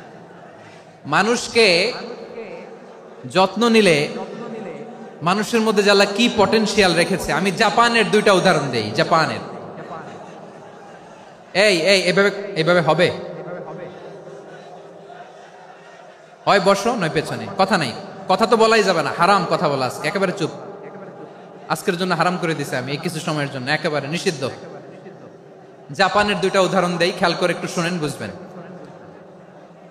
আল্লাহ, 2022 সালে জাপানের সাথে জার্মানির খেলা, ফিফা ওয়ার্ল্ড কাপ 2022। এক পক্ষে জাপান, আরেক পক্ষে কোন দেশ? কথা শোনে নাই। এক পক্ষে কোন দেশ, আরেক পক্ষে সবাই। এক পক্ষে, আরেক পক্ষে। ওই খেলায় জিতেছিল জাপান, জিতেছিল 22 সালের এই ফিফা ওয়ার্ল্ড কাপে। জাপান ফুটবল খেলায় জিতে, as a part of their celebration তারা খেলার পরে পুরো স্টেডিয়ামটারে ক্লিন করে। The fan base of Japan, লক্ষ লক্ষ মানুষ খেলা দেখতে যায়, তো এত ডাস্টবিনও তো নাই। তো যারা ডাস্টবিনে জায়গা পায় নাই, তারা এই যে চকলেটের প্যাকেট, পানির বোতল, চিপসের প্যাকেট তারা এদিকে সেদিকে রেখে দিয়েছে। জাপানের ভক্তরা, জাপানের ফলোয়াররা, as a part of their celebration তারা খেলার পরে পুরো স্টেডিয়ামের সব ময়লা আবর্জনা ক্লিন করে তারপরে বিদায় নিয়েছে। তাদেরকে কি ক্লিন করার দায়িত্ব দেওয়া হয়েছিল? এই যশোর, জাপানের যে ছেলেরা খেলা দেখতে গেছিল ওদেরকে কি ক্লিন করার দায়িত্ব দিছিল? তারা কি স্টেডিয়ামের পরিচ্ছন্নতা কর্মী? তাদের আকল, তাদের সিক্স সেন্স তাদেরকে বলেছে। ছোটবেলা থেকে জাপান গভর্নমেন্ট ওদেরকে এত পরিচ্ছন্নতা শেখায়, ক্লিনলিনেস অ্যাওয়ারনেস ক্যাম্পেইন করায়। ক্লাসে আমি দেখেছি, ক্লাসে নিজের বেঞ্চ নিজে মুছে, ক্লাসের মাঝখানে একটা সময় দেয়, নিজের টেবিল নিজে মুছে, নিজের ক্লাসরুমটা নিজে পরিষ্কার করে। রাস্তাঘাটে একটা ধুলা নাই, ময়লা নাই, একটা টিস্যু নাই। খেলার পরে গোটা বিশ্বকে তাক লাগিয়ে দিয়েছে। জাপানের ফ্যানরা সবার রেখে যাওয়া গার্বেজ, টিস্যু, বোতল পরিষ্কার করে তারপরে স্টেডিয়াম থেকে বিদায় নিয়েছে। আমরা কেন এমন হইতে পারলাম না? আমরা কেন এমন হইতে পারলাম না? জাপানের যারা এগুলো করছে ওদের 3টা করে চোখ না? চোখ তো 3টা জাপানা লাগো, জাপানা লাগো। হাত তো 4টা, কান তো 6টা। হ্যাঁ, নাকি আমার মতো 2 হাত 2 কানওয়ালা মানুষ? চোখে দেখলে ওটা মানুষ না। চিন্তা করছেন? তার মানে জাপানিজদেরকে যে গ্রুমিং করে শিখানোর মাধ্যমে পরিচ্ছন্ন বানানো গেছে। ওরা যেমনি মানুষ, আমরাও মানুষ। আমাদের সন্তানদেরকে শেখালে তারাও পারবে, পারবে কিনা? 2 নম্বর উদাহরণ বলি। চট্টগ্রাম ফেনীতে যারা গিয়েছেন, মেঘনা গোমতী ব্রিজ প্রকল্প নাম শুনছেন? মেঘনা একটা ব্রিজ পার হওয়া লাগে। এই মেঘনা গোমতী, এখানে 3টা ব্রিজ, কাঁচপুর সহ এই 3টা ব্রিজের নির্মাণ কাজ, রেনোভেশনের কাজ দেয়া হয়েছিল জাপানের একটা কোম্পানিকে। কাকে? জাপানের কোম্পানি। নির্মাণ শেষে 738 কোটি টাকা বেঁচে গেছিল, এটা গভর্নমেন্টের হাতে দিয়ে তারা বিদায় নিয়েছে। কত টাকা? 738 কোটি টাকা। যত প্রাক্কলিত ব্যয় নির্ধারণ করা হয়েছে সব টাকা সরকার, তৎকালীন সরকার 2019-এর সরকার, কারা ছিল তো জানেন? এই 2019-এর সরকার তাদেরকে দিয়েছে।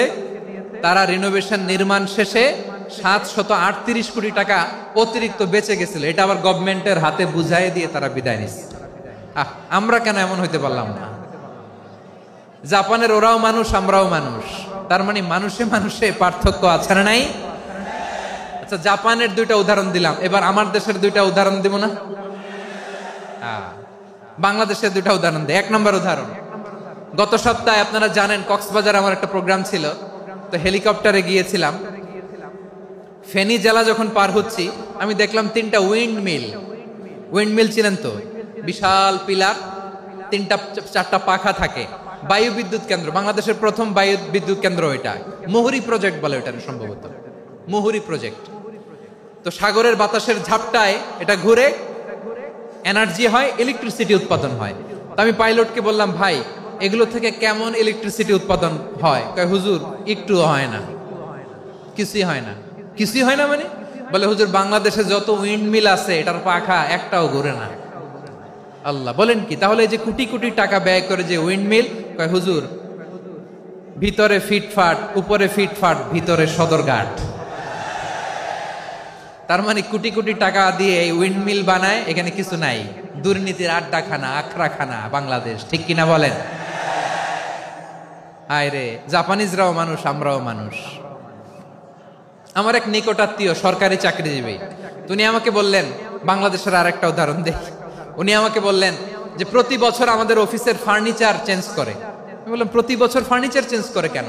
বলে যে ফার্নিচার নতুন পারচেজ করলেই তো ওইখানে টাকা, নতুন কিনতে পারলেই টাকা, নতুন উন্নয়নের সবক শোনাতে পারলেই টাকা।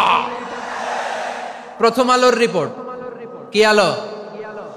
প্রথম আলোর রিপোর্ট, গত 15 বছরে উন্নয়নের নামে লুটপাট হয়েছে প্রায় 3.25 লাখ কোটি টাকা। কার রিপোর্ট? আমাদের বানানো কথা, প্রথম আলোর রিপোর্ট। গত 15 বছরে কারা ছিল জানেন তো? হ্যাঁ, শুধু ওনাদেরকেই দোষ দিয়ে লাভ নাই।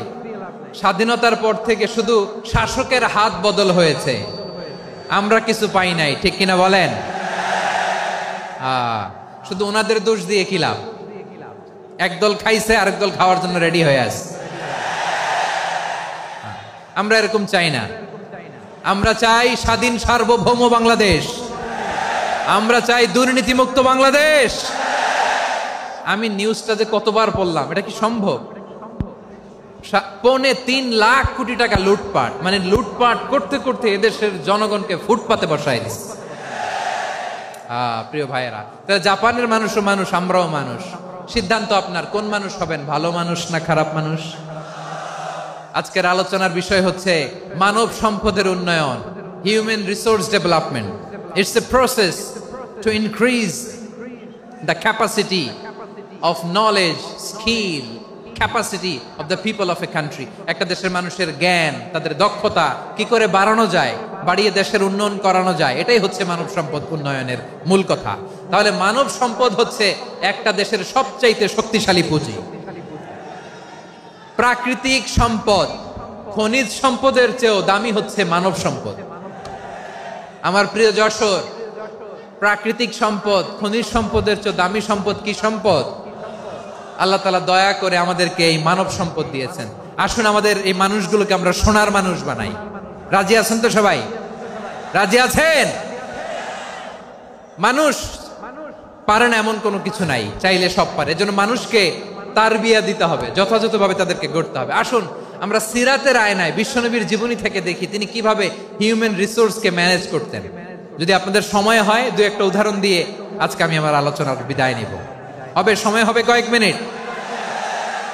হ্যাঁ, শান্ত থাকবেন তো? শান্ত থাকবা? হ্যাঁ, ঠিক আছে। এই ধাক্কার মধ্যে ঢুকছে, এবার মজা বুঝতেছো তো? হ্যাঁ, মানা করছিলাম না? ঠিক আছে, টের পাও। হ্যাঁ, ঠিক আছে। যে আওয়াজ করবে আমি ওকে দেখতেছি, কে কে আওয়াজ করে দেখতেছি। শেষ কথা, শেষের দিকে চলে আসছি। বিষ্ণু ইসলাম কিভাবে হিউম্যান রিসোর্সকে ম্যানেজ করতেন, মজার কথা আছে কয়েকটা, বলে বিদায় নিব। বিশ্বনবী কিভাবে এই মানব সম্পদকে ম্যানেজ করতেন। বিশ্বনবী he was a very good talent hunter, চৌকস ট্যালেন্ট হান্টার ছিল। কার মধ্যে কি ট্যালেন্ট আছে দেখলেই বুঝে ফেলতেন। সুবহানাল্লাহ পড়বেন না? কি নবী আমরা পেয়েছি। He was a very good talent hunter. আমার নবী তিনি চৌকস ট্যালেন্ট হান্টার ছিলেন। কার মধ্যে কি প্রতিভা বের করতেন, ওই প্রতিভাকে ইসলামের কল্যাণে কাজে লাগাতেন। সুবহানাল্লাহ বলেন। যাকে যেই জায়গায় সেট করলে ভালো হবে তাকে ওই জায়গায় সেট করতেন। কয়েকজন সাহাবীর জীবনী শোনাই। আবু মাহজুরা রাদিয়াল্লাহু তাআলা আনহু, মক্কার মুয়াজ্জিন, আগে ছিল মুশরিক, পরে হইছে মুমিন। উনি কিভাবে মুমিন হইলেন এই ঘটনাটা একটু আপনাদের শোনাতে চাই। তা আপনাদের তো সময় নাই হাতে, হ্যাঁ সময় আছে? এই জেনজি শেষ করে দিল আজকের প্রোগ্রামটা। 1 ঘন্টা ধাক্কা ধাক্কি করে কেমনে দাঁড়ায় আছে আমি বুঝলাম না।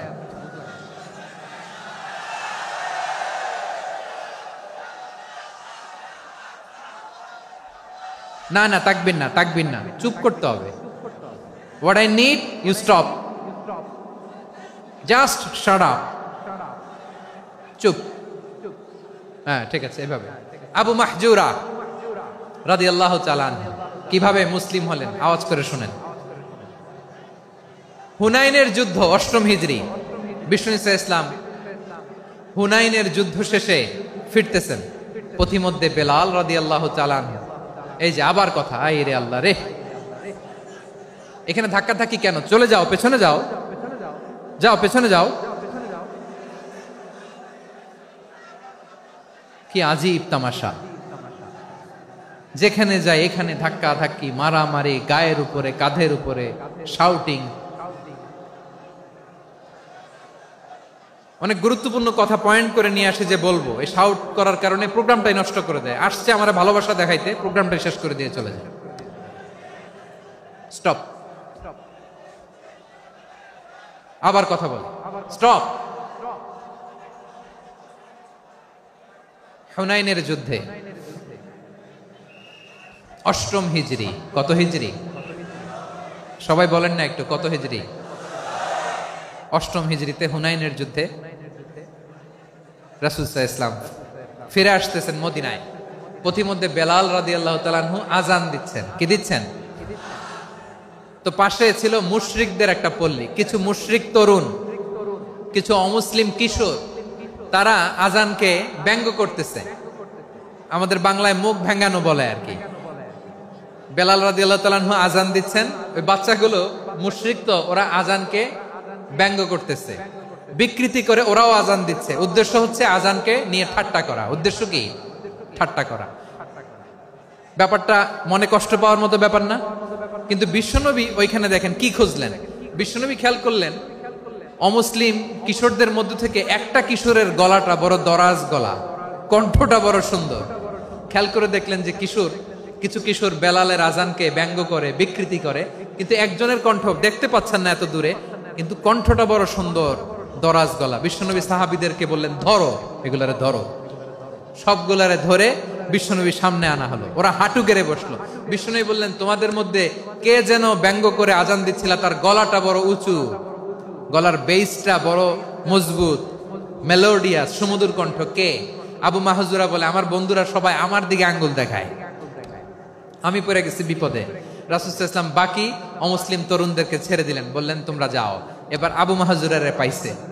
আবু মাহজুরার চুলের মধ্যে হাত দিলেন বিশ্বনবী, মাথায় হাত দিয়ে বললেন, এবার আজান দাও দেখি। আবু মাহজুরা বলে, আমি তো আজান দিতে জানি না, কারণ আমি তো বেলালেরটা শুইনা দিছি, আমার তো মুখস্থ নাই, আমি তো আজান দিতে জানি না। বিশ্বনবী বললেন, জানো না? তাহলে আসো, আমি তোমারে শিখাই দেই। সুবহানাল্লাহ পড়েন। আবু মাহজুরা হাঁটু গেড়ে বসে, বিশ্বনবীর মোবারক হাত আবু মাহজুরার চুলের মধ্যে। বিশ্বনবী আজানের মুআল্লিম আবু মাহজুরাকে বলতেছে, ঠিক আছে তোমারে শিখাই দিচ্ছি, আমি যা যা বলবো আমার সাথে সাথে বলো, পারবা? আবু মাহজুরা বলে, পারবো। বিশ্বনবী আজান দিচ্ছেন, মাথায় হাত দিয়ে, আল্লাহু আকবার, আল্লাহু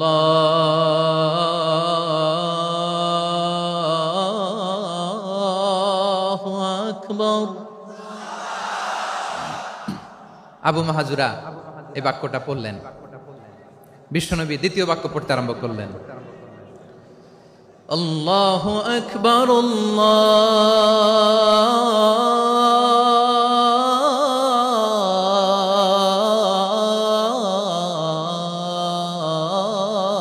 আল্লাহু আকবার।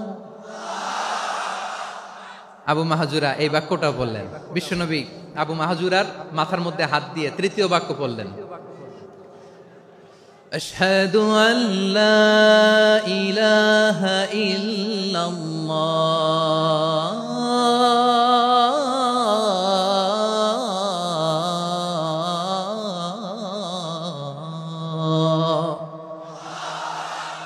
আবু মাহাজুরা তৃতীয় বাক্য পড়লেন। বিশ্বনবী একটা বাক্য পরে আবু মাহাজুরা পরে, বিশ্বনবী পরে আবু মাহাজুরা পরে। আবু মাহাজুরা কিন্তু অমুসলিম, মুশরিক।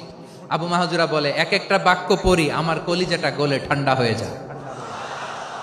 এতদিন মোহাম্মদকে গালি দিতাম, এখন মোহাম্মদ আমার মাথায় যখন হাত রাখছে আমার সারা শরীর ঠান্ডা হয়ে গেছে। বিশ্বনবী আজান শিখাচ্ছেন, একটা একটা বাক্য পড়ে আবু মাহাজুরাও পড়ে, বিশ্বনবী পড়ে আবু মাহাজুরাও পড়ে। পুরো বাক্যগুলো যখন শেষ, আজান শেষ, আবু মাহাজুরাও যখন পুরো আজান পড়লেন, আবু মাহাজুরা বললেন, এতদিন মোহাম্মদের চেহারা দেখলে আমার ঘৃণা লাগতো, আজ থেকে মোহাম্মদের চেহারার চেয়ে প্রিয় চেহারা আমার কাছে নাই। আবু মাহাজুরা বললেন, ও মুহাম্মদ, আজানের বাক্য তো আপনি আমারে শেখালেন, এখানেই শেষ করবেন না, আপনি আমারে পড়ায় দেন। লা ইলাহা ইল্লাল্লাহু মুহাম্মাদুর রাসূলুল্লাহ সাল্লাল্লাহু আলাইহি ওয়াসাল্লাম। বিশ্বনবীর সাথে দাঁড়িয়ে উনি শাহাদা পড়ে মুসলমান হয়ে গেলেন। এবার আবু মাহাজুরা বলে, ইয়া রাসূলুল্লাহ, ইয়া হাবিবাল্লাহ, আমি মুমিন হয়েছি, মুসলমান হয়েছি, আপনার কাছ থেকে আজান শিখার সৌভাগ্য আমি লাভ করেছি নবী। আমার কণ্ঠের বড় তারিফ করেছেন, আপনি আমার আজানকে আপনি পছন্দ করেছেন। একটা জিনিস আপনার কাছে চাই, আপনি আমাকে মক্কার মসজিদুল হারামের মুয়াজ্জিন হিসেবে অ্যাপয়েন্ট করে দে। বিষ্ণু ইসলাম বললেন, যাও আবু মাহজুরা, আমি তোমাকে পৃথিবীর শ্রেষ্ঠতম মসজিদ মক্কার মসজিদুল হারামের মুয়াজ্জিন হিসেবে অ্যাপয়েন্ট করে দিলাম। দেখছেন কিভাবে ট্যালেন্ট হান্টিং করতে হয়, কিভাবে হিউম্যান রিসোর্স মানব সম্পদকে ব্যবহার করতে হয়। আসছিল আজানকে ভেঙাইতে, আসছিল কেন? আজানকে ব্যঙ্গ করার জন্য, বিকৃত করার জন্য। আজানকে বিকৃত করতে যে ইসলামের সবচেয়ে শ্রেষ্ঠ মসজিদের মুয়াজ্জিন হয়ে গেল। পড়েন সুবহানাল্লাহ। হযরত আবু মাহজুরা রাদিয়াল্লাহু তাআলা আনহু ওনার এই সুললিত কণ্ঠ ব্যবহার করে মসজিদুল হারামে এত সুন্দর করে আল্লাহু আকবার বলে আজান দিতেন। মানুষগুলোর, মুসল্লিগুলোর, মক্কাবাসীর হৃদয়কে তিনি বিগলিত করে দিতেন। মানুষের হৃদয়কে ঠান্ডা হয়ে যেত। শুধু এখানেই শেষ না আমার যশোরের ভাইয়েরা। বিশ্বনবী যখন সাইয়েদনা আবু মাহজুরা রাদিয়াল্লাহু তাআলা আনহুকে আজান শিখাচ্ছিলেন, বলেন তো বিশ্বনবীর হাতটা কোথায় ছিল? আবু মাহজুরার মাথার সামনে, এই চুলের উপরে ছিল। আবু মাহজুরা ওই স্মৃতিটাকে ধারণ করবার জন্য, ওই স্মৃতিকে বহন করার জন্য বিশ্বনবীর মোবারক হাত আবু মাহজুরার কপালের চুলের যেই জায়গায় লেগেছে, মৃত্যুর আগের দিন পর্যন্ত আবু মাহজুরা মাথার ওই চুলে কোনোদিন ছুরি আর কামার লাগায় নাই, সেখানে কেচি লাগায় নাই, চুলের মধ্যে খুর লাগায় নাই। আবু মাহজুরা ডান দিকের চুল কাটতো, বাম দিকের চুল কাটতো, পেছনের চুল কাটতো, সামনের চুল কাটতো না। আবু মাহজুরা রাদিয়াল্লাহু তাআলা আনহুর সামনের চুলগুলো বড় হতে হতে যখন এত বড় হয়ে যায়, তিনি চুলগুলো পেঁচিয়ে মাথার মধ্যে রাখতেন। তারপরে তিনি পাগড়ি পরতেন। সবাই জিজ্ঞেস করতো, আবু মাহজুরা, এটা আবার কেমন স্টাইল? দেখতে তোমারে কি বিদঘুটে লাগে? কেমন অড লাগে? কেমন খারাপ দেখা যায়? মক্কায় এমন কোন মানুষ তো দেখি নাই, ডানে চুল কাটে, বায়ে চুল কাটে, পেছনে চুল কাটে, সামনে কাটে না। ওরে আবু মাহজুরা, কেমন দেখা যায় তোমারে? তুমি সামনের চুল কাটো না কেন?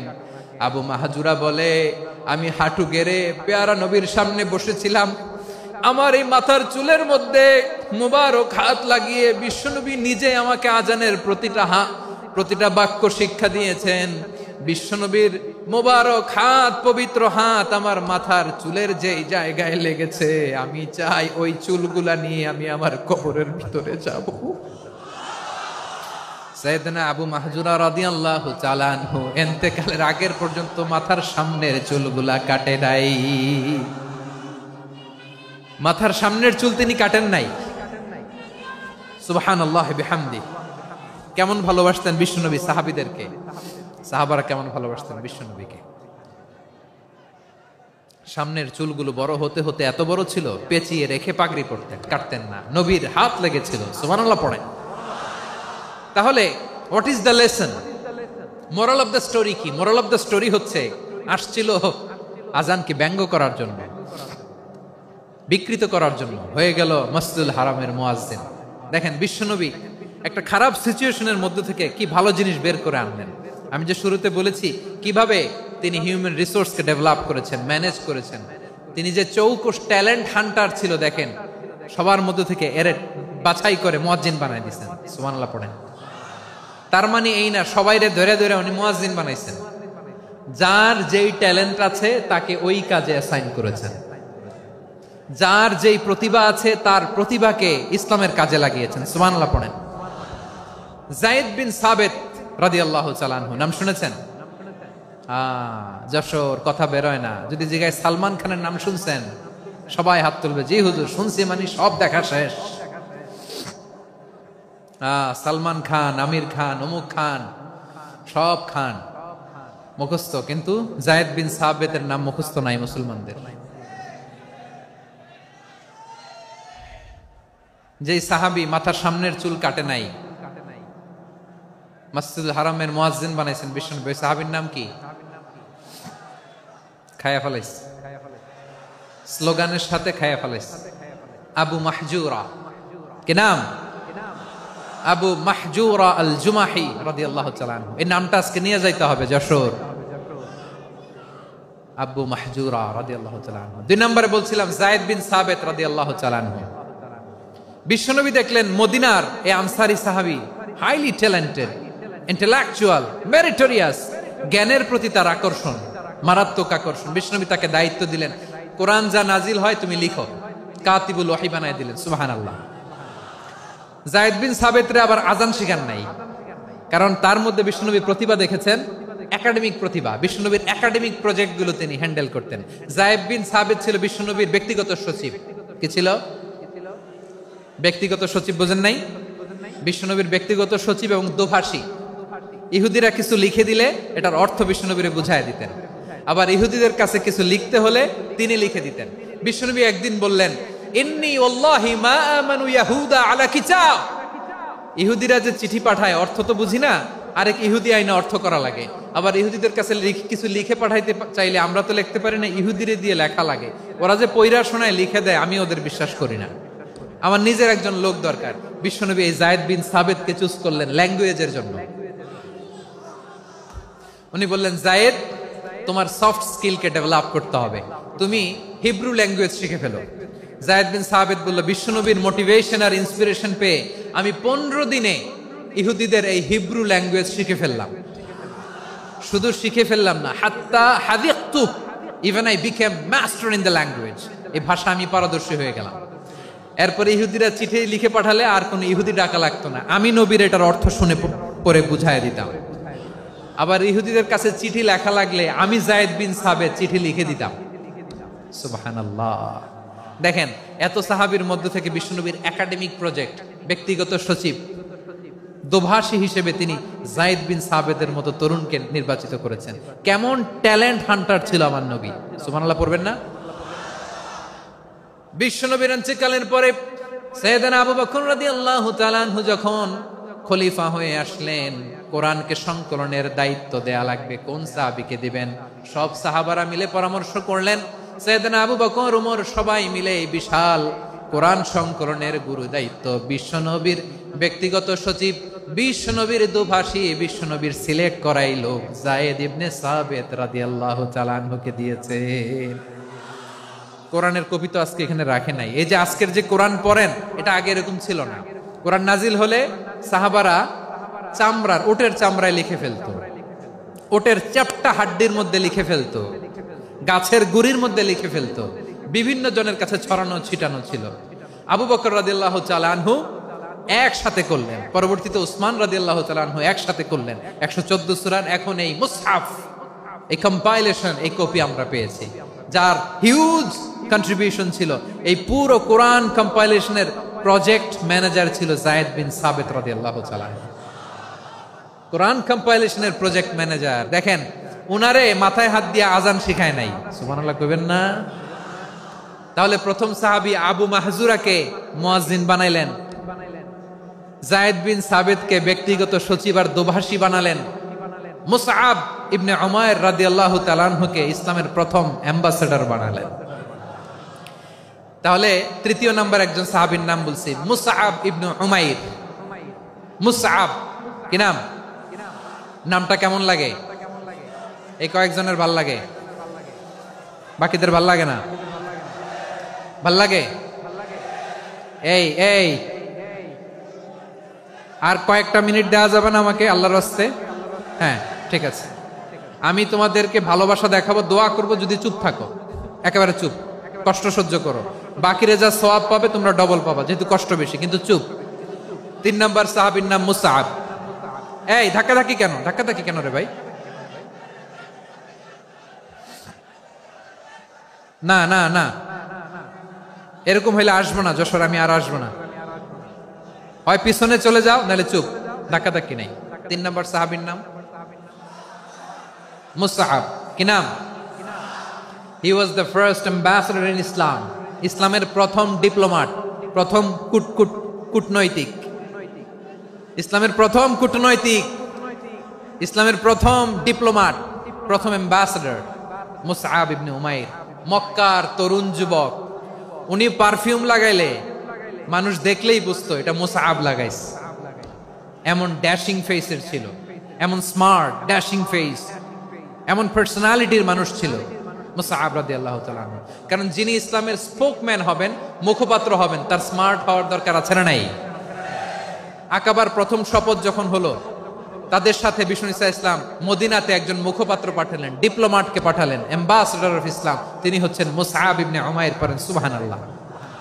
বিশ্বনবী দেখলেন সে অনেক স্মার্ট, তার ডেডিকেশন আছে, সিনসিয়ারিটি আছে, এবং মদিনায় যে আউস খাজরাজ গোত্রের নেতাদের সাথে ডিল করতে হবে, ইহুদিদের সাথে ডিল করতে হবে, ওখানে একজন পাক্কা জানু খেলোয়াড়ের দরকার আছে না নাই?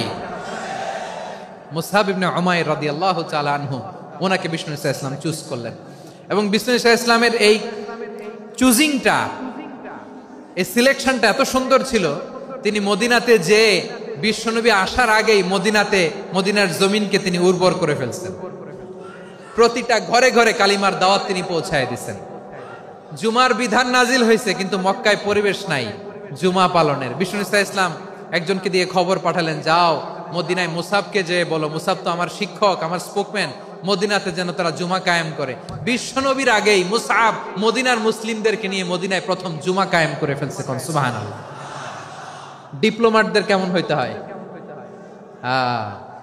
অ্যাম্বাসেডরের কেমন হইতে হয়, মুসআব রাদিয়াল্লাহু তাআলা আনহুর কাছ থেকে শিখে নাও। মুসআব নামটা কেমন লাগে?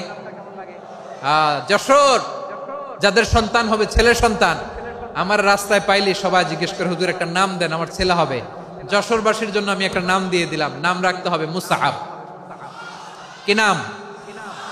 নামটা যাদের ভাল লাগে, ছেলে সন্তান অনাগত আসবে, মনে চাইলে নাম রেখে দিবেন মুসআব রাদিয়াল্লাহু তাআলা আনহুর নামে মুসআব। তাহলে মুসআব রাদিয়াল্লাহু তাআলা আনহুকে বিশ্বনবী ল্যাঙ্গুয়েজ শিখান নাই, সফট স্কিল শিখান নাই। যায়েদ রাদিয়াল্লাহু, তিনি হিব্রু ল্যাঙ্গুয়েজ শিখেছেন, সুরিয়ানি শিখেছেন, কিন্তু মুসআবকে তিনি বানিয়েছেন the spokesman of Islam, the first diplomat, the ambassador of Islam. সুবহানাল্লাহ পড়বেন না? আব্দুল্লাহ ইবনে আব্বাস রাদিয়াল্লাহু তাআলা আনহু, বিশ্বনবীর কাজিন, চাচাতো ভাই। আবার মাইমুনা রাদিয়াল্লাহু তাআলা আনহু, মাইমুনা নবীর স্ত্রী, তিনি ছিলেন আব্দুল্লাহর আপন খালা। তো নবীর বউ যদি ওনার খালা হয়, নবী তার কি? বুঝে নাই, নবী তার কি? খালু। তাহলে সম্পর্ক অনেক গভীর, কাজিন আবার খালু, ছোট্ট মানুষ, তাই রাতে মাঝে মাঝে ঘরে থাকতো। বিশ্বনবী দেখলেন আব্দুল্লাহ যেহেতু আমার ঘরে ঢুকতে পারে, আব্দুল্লাহরে এই উম্মতের বড় শিক্ষাবিদ বানাইতে হবে। কথা বোঝে নাই? আব্দুল্লাহকে কি বানাইতে হবে?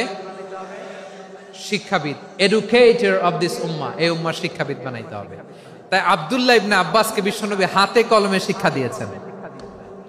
আহারে, আর এরপরে যে কি ভাষা আসবে তোমাদের জন্য আমার মুখ থেকে আমি নিজেও জানি না।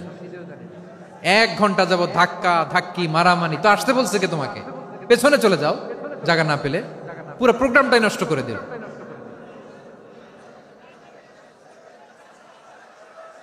জি, আমার দিকে তাকান, আমি শেষ করে দিচ্ছি। হবে না, ইন্টেলেকচুয়াল আলোচনা এখানে হবে না, আমি বুঝতে পারছি, আমি শেষ করে দিচ্ছি। আব্দুল্লাহ ইবনে আব্বাস রাদিয়াল্লাহু তাআলা আনহু। মনোযোগ দিয়ে কয়েকটা মিনিট শুনুন, আমি এখনই শেষ করে দিচ্ছি, এরপর আওয়াজ করবে। এই যে এগুলো কি আমি বুঝলাম না। আমি বললাম না সব করা যাবে, বসে যাও, শুয়ে যাও, চলে যাও, আওয়াজ করা যাবে না। অন্যকে বসো এটাও বলার দরকার নেই, জাস্ট এদিকে তাকাও। আল্লাহ। আব্দুল্লাহ ইবনে আব্বাস রাদিয়াল্লাহু তাআলা আনহু, ওনাকে বিশ্বনবী হাতে কলমে শিক্ষা দিয়েছেন, যেহেতু উম্মতের শিক্ষাবিদ হবেন, এডুকেটর হবেন। তো বিশ্বনবী রাতে যখন তাহাজ্জুদ পড়তেন, ছোট্ট আব্দুল্লাহ ঘরে থাকতো, বুঝতে পেরেছেন? ছোট্ট মানুষ তো ঘরে থাকতো। তো বিশ্বনবী তাহাজ্জুদের জন্য একবার দাঁড়িয়েছেন, ছোট্ট আব্দুল্লাহ ওযু করে দাঁড়াইছে। আচ্ছা বলেন তো, ইমাম আর মুসল্লি মোট যদি দুইজন হয়, একজন ইমাম একজন মুসল্লি, তো মুসল্লি ইমামের কোন দিকে দাঁড়াবে? ডানে দাঁড়াবে। ছোট্ট আব্দুল্লাহ বোঝে নাই, বিশ্বনবী তাহাজ্জুদ শুরু করেছেন, উনি একতেদা করছেন আর দাঁড়াইছেন বায়ে। কোথায় দাঁড়িয়েছেন? আব্দুল্লাহ বলেন, যখন আমি বায়ে দাঁড়ালাম, আখাযা রাসূলুল্লাহ সাল্লাল্লাহু আলাইহি ওয়াসাল্লাম উযুনি আল ইউমনা ইয়াফতিলুহা, বিশ্বনবী নামাজরত অবস্থায় আমার কান ধরে টেনে আমার ডান দিকে এনে দাঁড় করায় দিলেন। পড়েন সুবহানাল্লাহ। দেখেন হাতে কলমে শিক্ষা। আর জীবনে ভুলাবে? কথা কয় না, আর ভুলাবে? আর ভুল হবে না। এভাবে বিশ্বনবীর অনেক সঙ্গ পেয়েছেন, সফর করেছেন, একই বাহনে বসেছেন, এক বাহনে বসে লম্বা নাসিহত করেছেন, বলেছেন, ইয়া গোলাম ইহফাজিল্লাহ ইয়াহফাজকা, ইহফাজিল্লাহ তাজিদহু তুজাহাক, ইযা সাআলতা ফাসআলিল্লাহ ওয়া ইযা ইসতাআনতা ফাসতাইন বিল্লাহ। আল্লাহর বিধান মানো, আল্লাহর বিধান রক্ষা করো, আল্লাহ তোমায় রক্ষা করবে। আব্দুল্লাহ, চাইতে হলে আল্লাহর কাছে চাও, সাহায্য চাইতে হলে আল্লাহর কাছে সাহায্য চাও। মনে রাখো, গোটা বিশ্বের সবাই যদি তোমার সাহায্য করতে চায়, ততটুকুই করতে পারবে যতটুকু আল্লাহ তোমার নসিবে রেখেছে। গোটা বিশ্ব যদি তোমার বিরুদ্ধে ষড়যন্ত্রে দাঁড়িয়ে যায়, ক্ষতি ততটুকু করতে পারবে যতটুকু তোমার জন্য বরাদ্দ আছে, এর বাইরে কিছু করতে পারবে না। আওয়াজ করে বলেন ঠিক কিনা? এভাবে হাতে কলমে শিখিয়েছেন, বিশ্বনবীর সঙ্গ পেয়েছেন। উনাকে বিষ্ণু ইসলাম শিক্ষাবিদ, এডুকেটর অফ দিস উম্মাহ হিসেবে সিলেক্ট করেছেন, হাতে কলমে শিখিয়েছেন। বিশ্বনবী একবার প্রকৃতির ডাকে সাড়া দিয়ে এসেছেন। এখন কি করতে হবে? নামাজের জন্য ওযু করতে হবে। বিশ্বনবী এসেই দেখেন ওযুর বদনায় পানি ভরা, খুশি হয়ে গেলেন, বললেন, কে রেখেছে পানি? একজন বলল, আব্দুল্লাহ রেখেছে। বিশ্বনবী অত্যন্ত খুশি হলেন, খুশি হয়ে একটা দোয়া করলেন, বললেন, আল্লাহুম্মা ফাক্কিহু ফিদ্দীন ওয়া আল্লিমহু তা'ওয়ীল। আল্লাহ, তুমি আব্দুল্লাহকে দ্বীনের বুঝ দিও আর কোরআনের তাফসীর শিক্ষা দিও। বিশ্বনবীর এই দোয়া এমন লাগছে, উনি রাইসুল মুফাসসিরিন, এই পৃথিবীতে যত মুফাসসির ছিল, যত মুফাসসির আসবে, সকল মুফাসসিরের সম্রাট হিসেবে স্বীকৃত হয়েছেন। আব্দুল্লাহ ইবনে আব্বাস, বিশ্বনবী ওনারে আজান শিখান নাই, বিশ্বনবী ওনারে ল্যাঙ্গুয়েজ শিখান নাই, বিশ্বনবী ওনারে অ্যাম্বাসেডর বানান নাই, হাতে কলমে শিক্ষা দিয়েছেন। ছোট্ট মানুষ, বিশ্বনবী ইন্তেকাল করলেন, আবু বকরের সময় গেল, ওমরে ফারুকের খেলাফত, তখনও তিনি তরুণ। ওমরে ফারুক রাদিয়াল্লাহু তাআলা আনহু ওনার ক্যাবিনেট মিনিস্ট্রির বৈঠকে এই আব্দুল্লাহ ইবনে আব্বাসকে পাশ দিয়ে বসায় রাখতেন। বয়স্ক সাহাবারা এটা পছন্দ করতো না, তারা বলতো, ঘটনা কি? আব্দুল্লাহর মতো ছেলে নাতি আমাদের আছে, এরা কেন রাখে ওমরে ফারুক? ওমরে ফারুক এটা টের পেলেন, তিনি বুঝতে পারলেন যে ক্যাবিনেট মেম্বাররা এটা পছন্দ করে না, ছোট্ট আব্দুল্লাহরা কেন রাখি, কেন যে রাখি, এটা একদিন বুঝাবো। একদিন মিটিং এ তিনি সবাইকে বললেন, ইযা জাআ নাসরুল্লাহি ওয়াল ফাতহ। এই আয়াত দ্বারা উদ্দেশ্য কি বলেন তো মুরব্বী সাহাবীরা? এক সাহাবী বলেন, এই সূরা দ্বারা উদ্দেশ্য, আল্লাহ বলেছেন আমাদেরকে বিভিন্ন ল্যান্ড, বিভিন্ন এলাকা বিজয় করতে হবে। ওমরে ফারুক বললেন, না, হয়নি। আরেকজন বললেন, বিজয় হওয়ার পর আমাদের বেশি বেশি আল্লাহর বরত্বের ঘোষণা দিতে হবে, এটা উদ্দেশ্য। ওমরে ফারুক বললেন, না, হয় নাই। যারা জিজ্ঞেস করেন কেউ পারে না। সব শেষে বিশ্বনবী ছোট্ট আব্দুল্লাহরে বলেন, আব্দুল্লাহ, ইদা জাআ নাসরুল্লাহি ওয়াল ফাতহ, এর দ্বারা উদ্দেশ্য কি বলো তো? ছোট্ট আব্দুল্লাহ বলেন, হুয়া আজালু রাসূলিল্লাহ। এই আয়াত দ্বারা বিশ্বনবীর বিদায়কে উদ্দেশ্য নেওয়া হয়েছে। ওমরে ফারুক বললেন, হাযা হুয়া, এটাই তো সঠিক উত্তর, এটাই সঠিক তাফসীর এই আয়াতের। কারণ ইদা জাআ নাসরুল্লাহি ওয়াল ফাতহ, যখন আল্লাহর সাহায্য আর বিজয় আসবে, ওয়া রাআইতান নাসা ইয়াদখুলুনা ফি দীনিল্লাহি আফওয়াজা, আপনি দেখবেন দলে দলে, ঢলে ঢলে, বানের পানির মতো মানুষ ইসলামের দিকে ঢুকতেছে, ইসলামের বিজয় হয়েছে। তো ইসলামের বিজয়ের মিশন নিয়ে নবী আসছে, বিজয়ী যখন হয়ে গেছে, এখন তো নবীর বিদায় হবে। জোরে বলেন ঠিক কিনা? কোন সাহাবী এই সূক্ষ্ম কথাটা ধরতে পারে নাই, ওই আব্দুল্লাহ ছাড়া। আব্দুল্লাহ যখন উত্তর দিছে সব সাহাবীদের টনক নড়েছে। এরপর থেকে কোন ক্যাবিনেট মিটিং এ আর কোন সাহাবারা কোনো প্রশ্ন করে নাই, আওয়াজ করে পড়েন সুবহানাল্লাহ। বিশ্বনবী আব্দুল্লাহ ইবনে আব্বাসকে দ্য এডুকেটর অফ দ্য উম্মাহ, উম্মার শিক্ষাবিদ হিসেবে গ্রহণ করেছেন। আওয়াজ করে পড়তে হবে আল্লাহু আকবার। সাহাবীদের নামগুলো মনে থাকবে?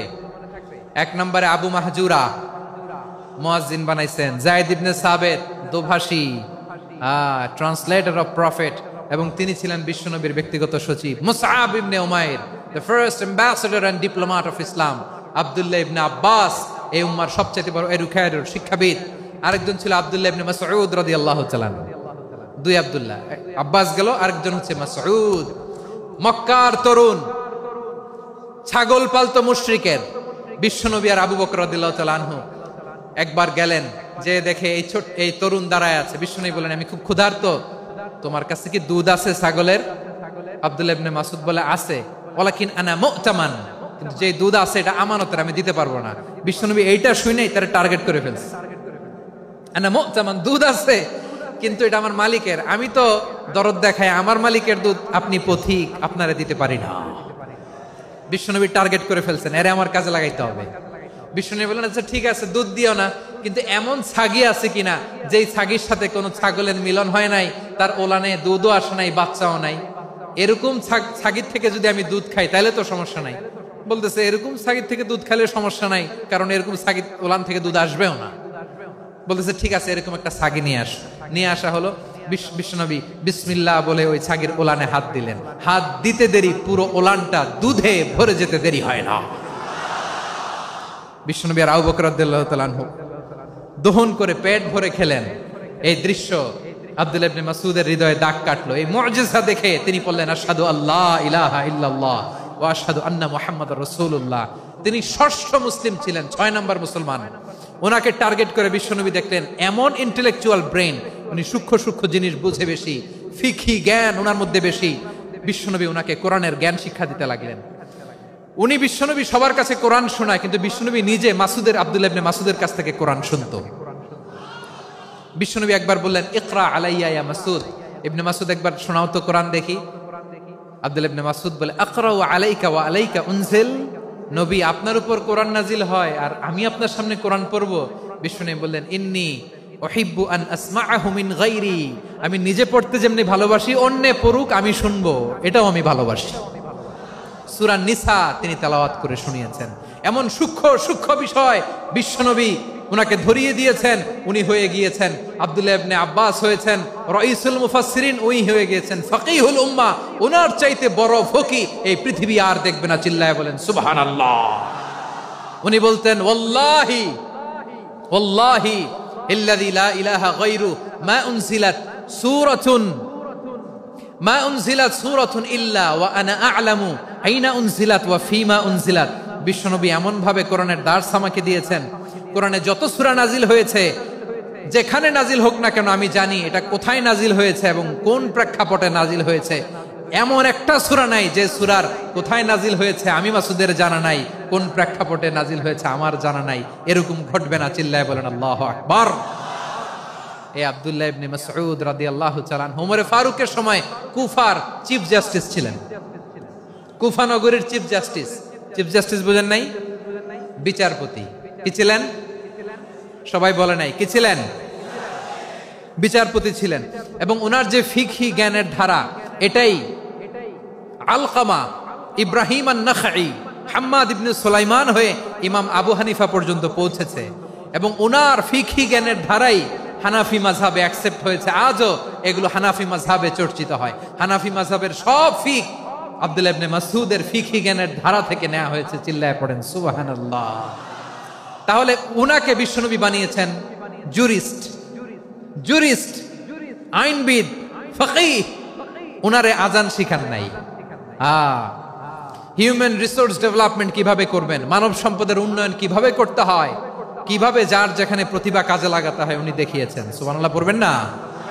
খালিদ বিন ওয়ালিদ নাম শুনছেন? কে কে শোনেন নাই হাত তোলেন। কি ছিলেন?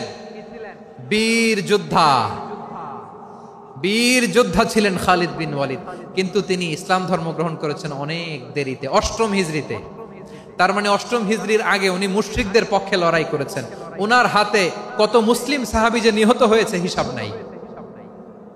বিষ্ণুনবী টার্গেট করে রাখছে, তুমি আমাদের মুসলিমদের এত ক্ষতি করলা, তুমি যখন মুসলমান হবা তোমার দিয়ে আমি এমন কাম করামু যে এটা আর কেউ করতে পারবে না। সুবহানাল্লাহ নাই। যশোর ক্লান্ত হয়ে গেছে।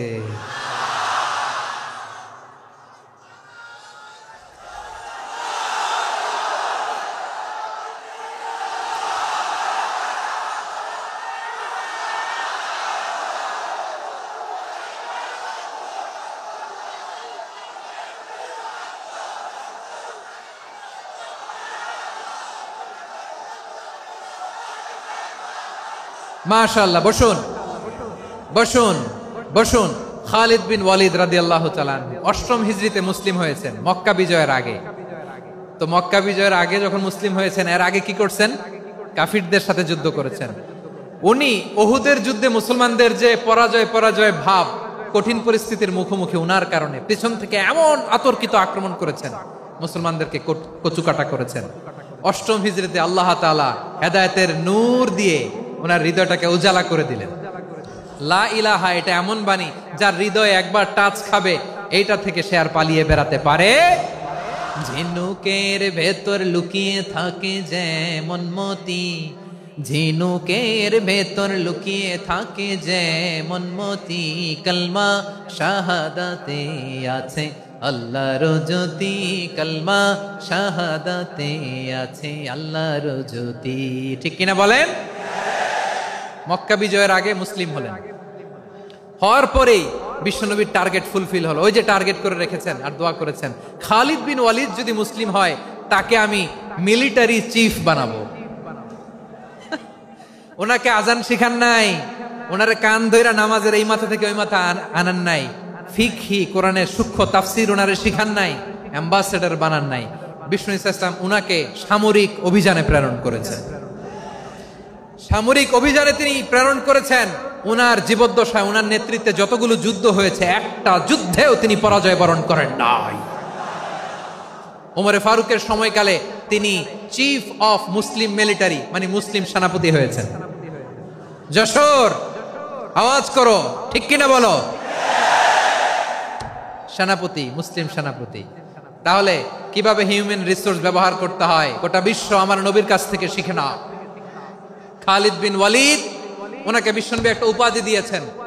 উপাধিটা হচ্ছে সাইফুল্লাহিল মাসলুল, আল্লাহর নাঙ্গা তরবারি, আল্লাহর খোলা তরবারি, দ্য ওপেন সোর্ড অফ আল্লাহ। খালিদ বিন ওয়ালিদ মুসলিম সেনাপতি। হাসান বিন সাবেত নাম শুনছেন? দেখি উনি কি ছিল বলেন। রাসূলের সভা কবি, কালচারাল হিজিমনিকে ডিফিট করার জন্য। উনি ভালো অস্ত্র চালানো জানতেন না, ওই কাজে উনি যেতেন না। উনার ছিল কাব্য প্রতিভা। কাব্য প্রতিভা, কাফিররা কবিতা দিয়ে নবীকে গালি দিত। বিশ্বনবী বলতেন, ইয়া হাসান আজিব আন রাসূলিল্লাহ, তুমি নবীর হয়ে কাফেরদের এই কথাগুলোর জবাব দাও। বিশ্বনবীর একটা মিম্বার ছিল।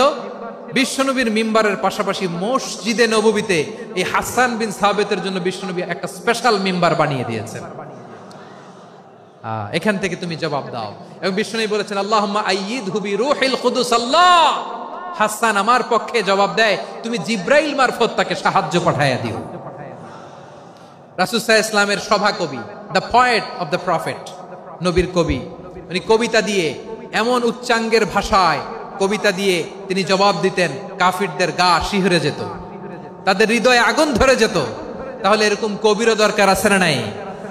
এখন যাকে আল্লাহ দিছে কাব্য প্রতিভা, এরা যদি আপনি যুদ্ধের ময়দানে পাঠান হবে? যারে দিছে সুরেলা গলা, এরা যদি অ্যাম্বাসেডর বানান হবে না। হাসান বিন সাবিত ছিলেন বিষ্ণু ইসলামের কবি। হুযায়ফা ইবনুল ইয়ামান বিশ্বনবীর গোয়েন্দা বিভাগের প্রধান। কিসের প্রধান? হুযায়ফা ইবনুল ইয়ামান। ওনার ছিল ডিটেকটিভ মাইন্ড, ডিটেকটিভ মাইন্ড, গোয়েন্দা বিভাগের প্রধান। এবং উনি হচ্ছেন সাহিবু সিররি রাসূলিল্লাহ, রাসূল সাল্লাল্লাহু আলাইহি ওয়াসাল্লামের গোপন তথ্যের ধারক বাহক। নবীর যেই কথা কেউ জানে না সব হুজাইফার পেটের ভিতরে ছিল। সুবহানাল্লাহ পড়েন।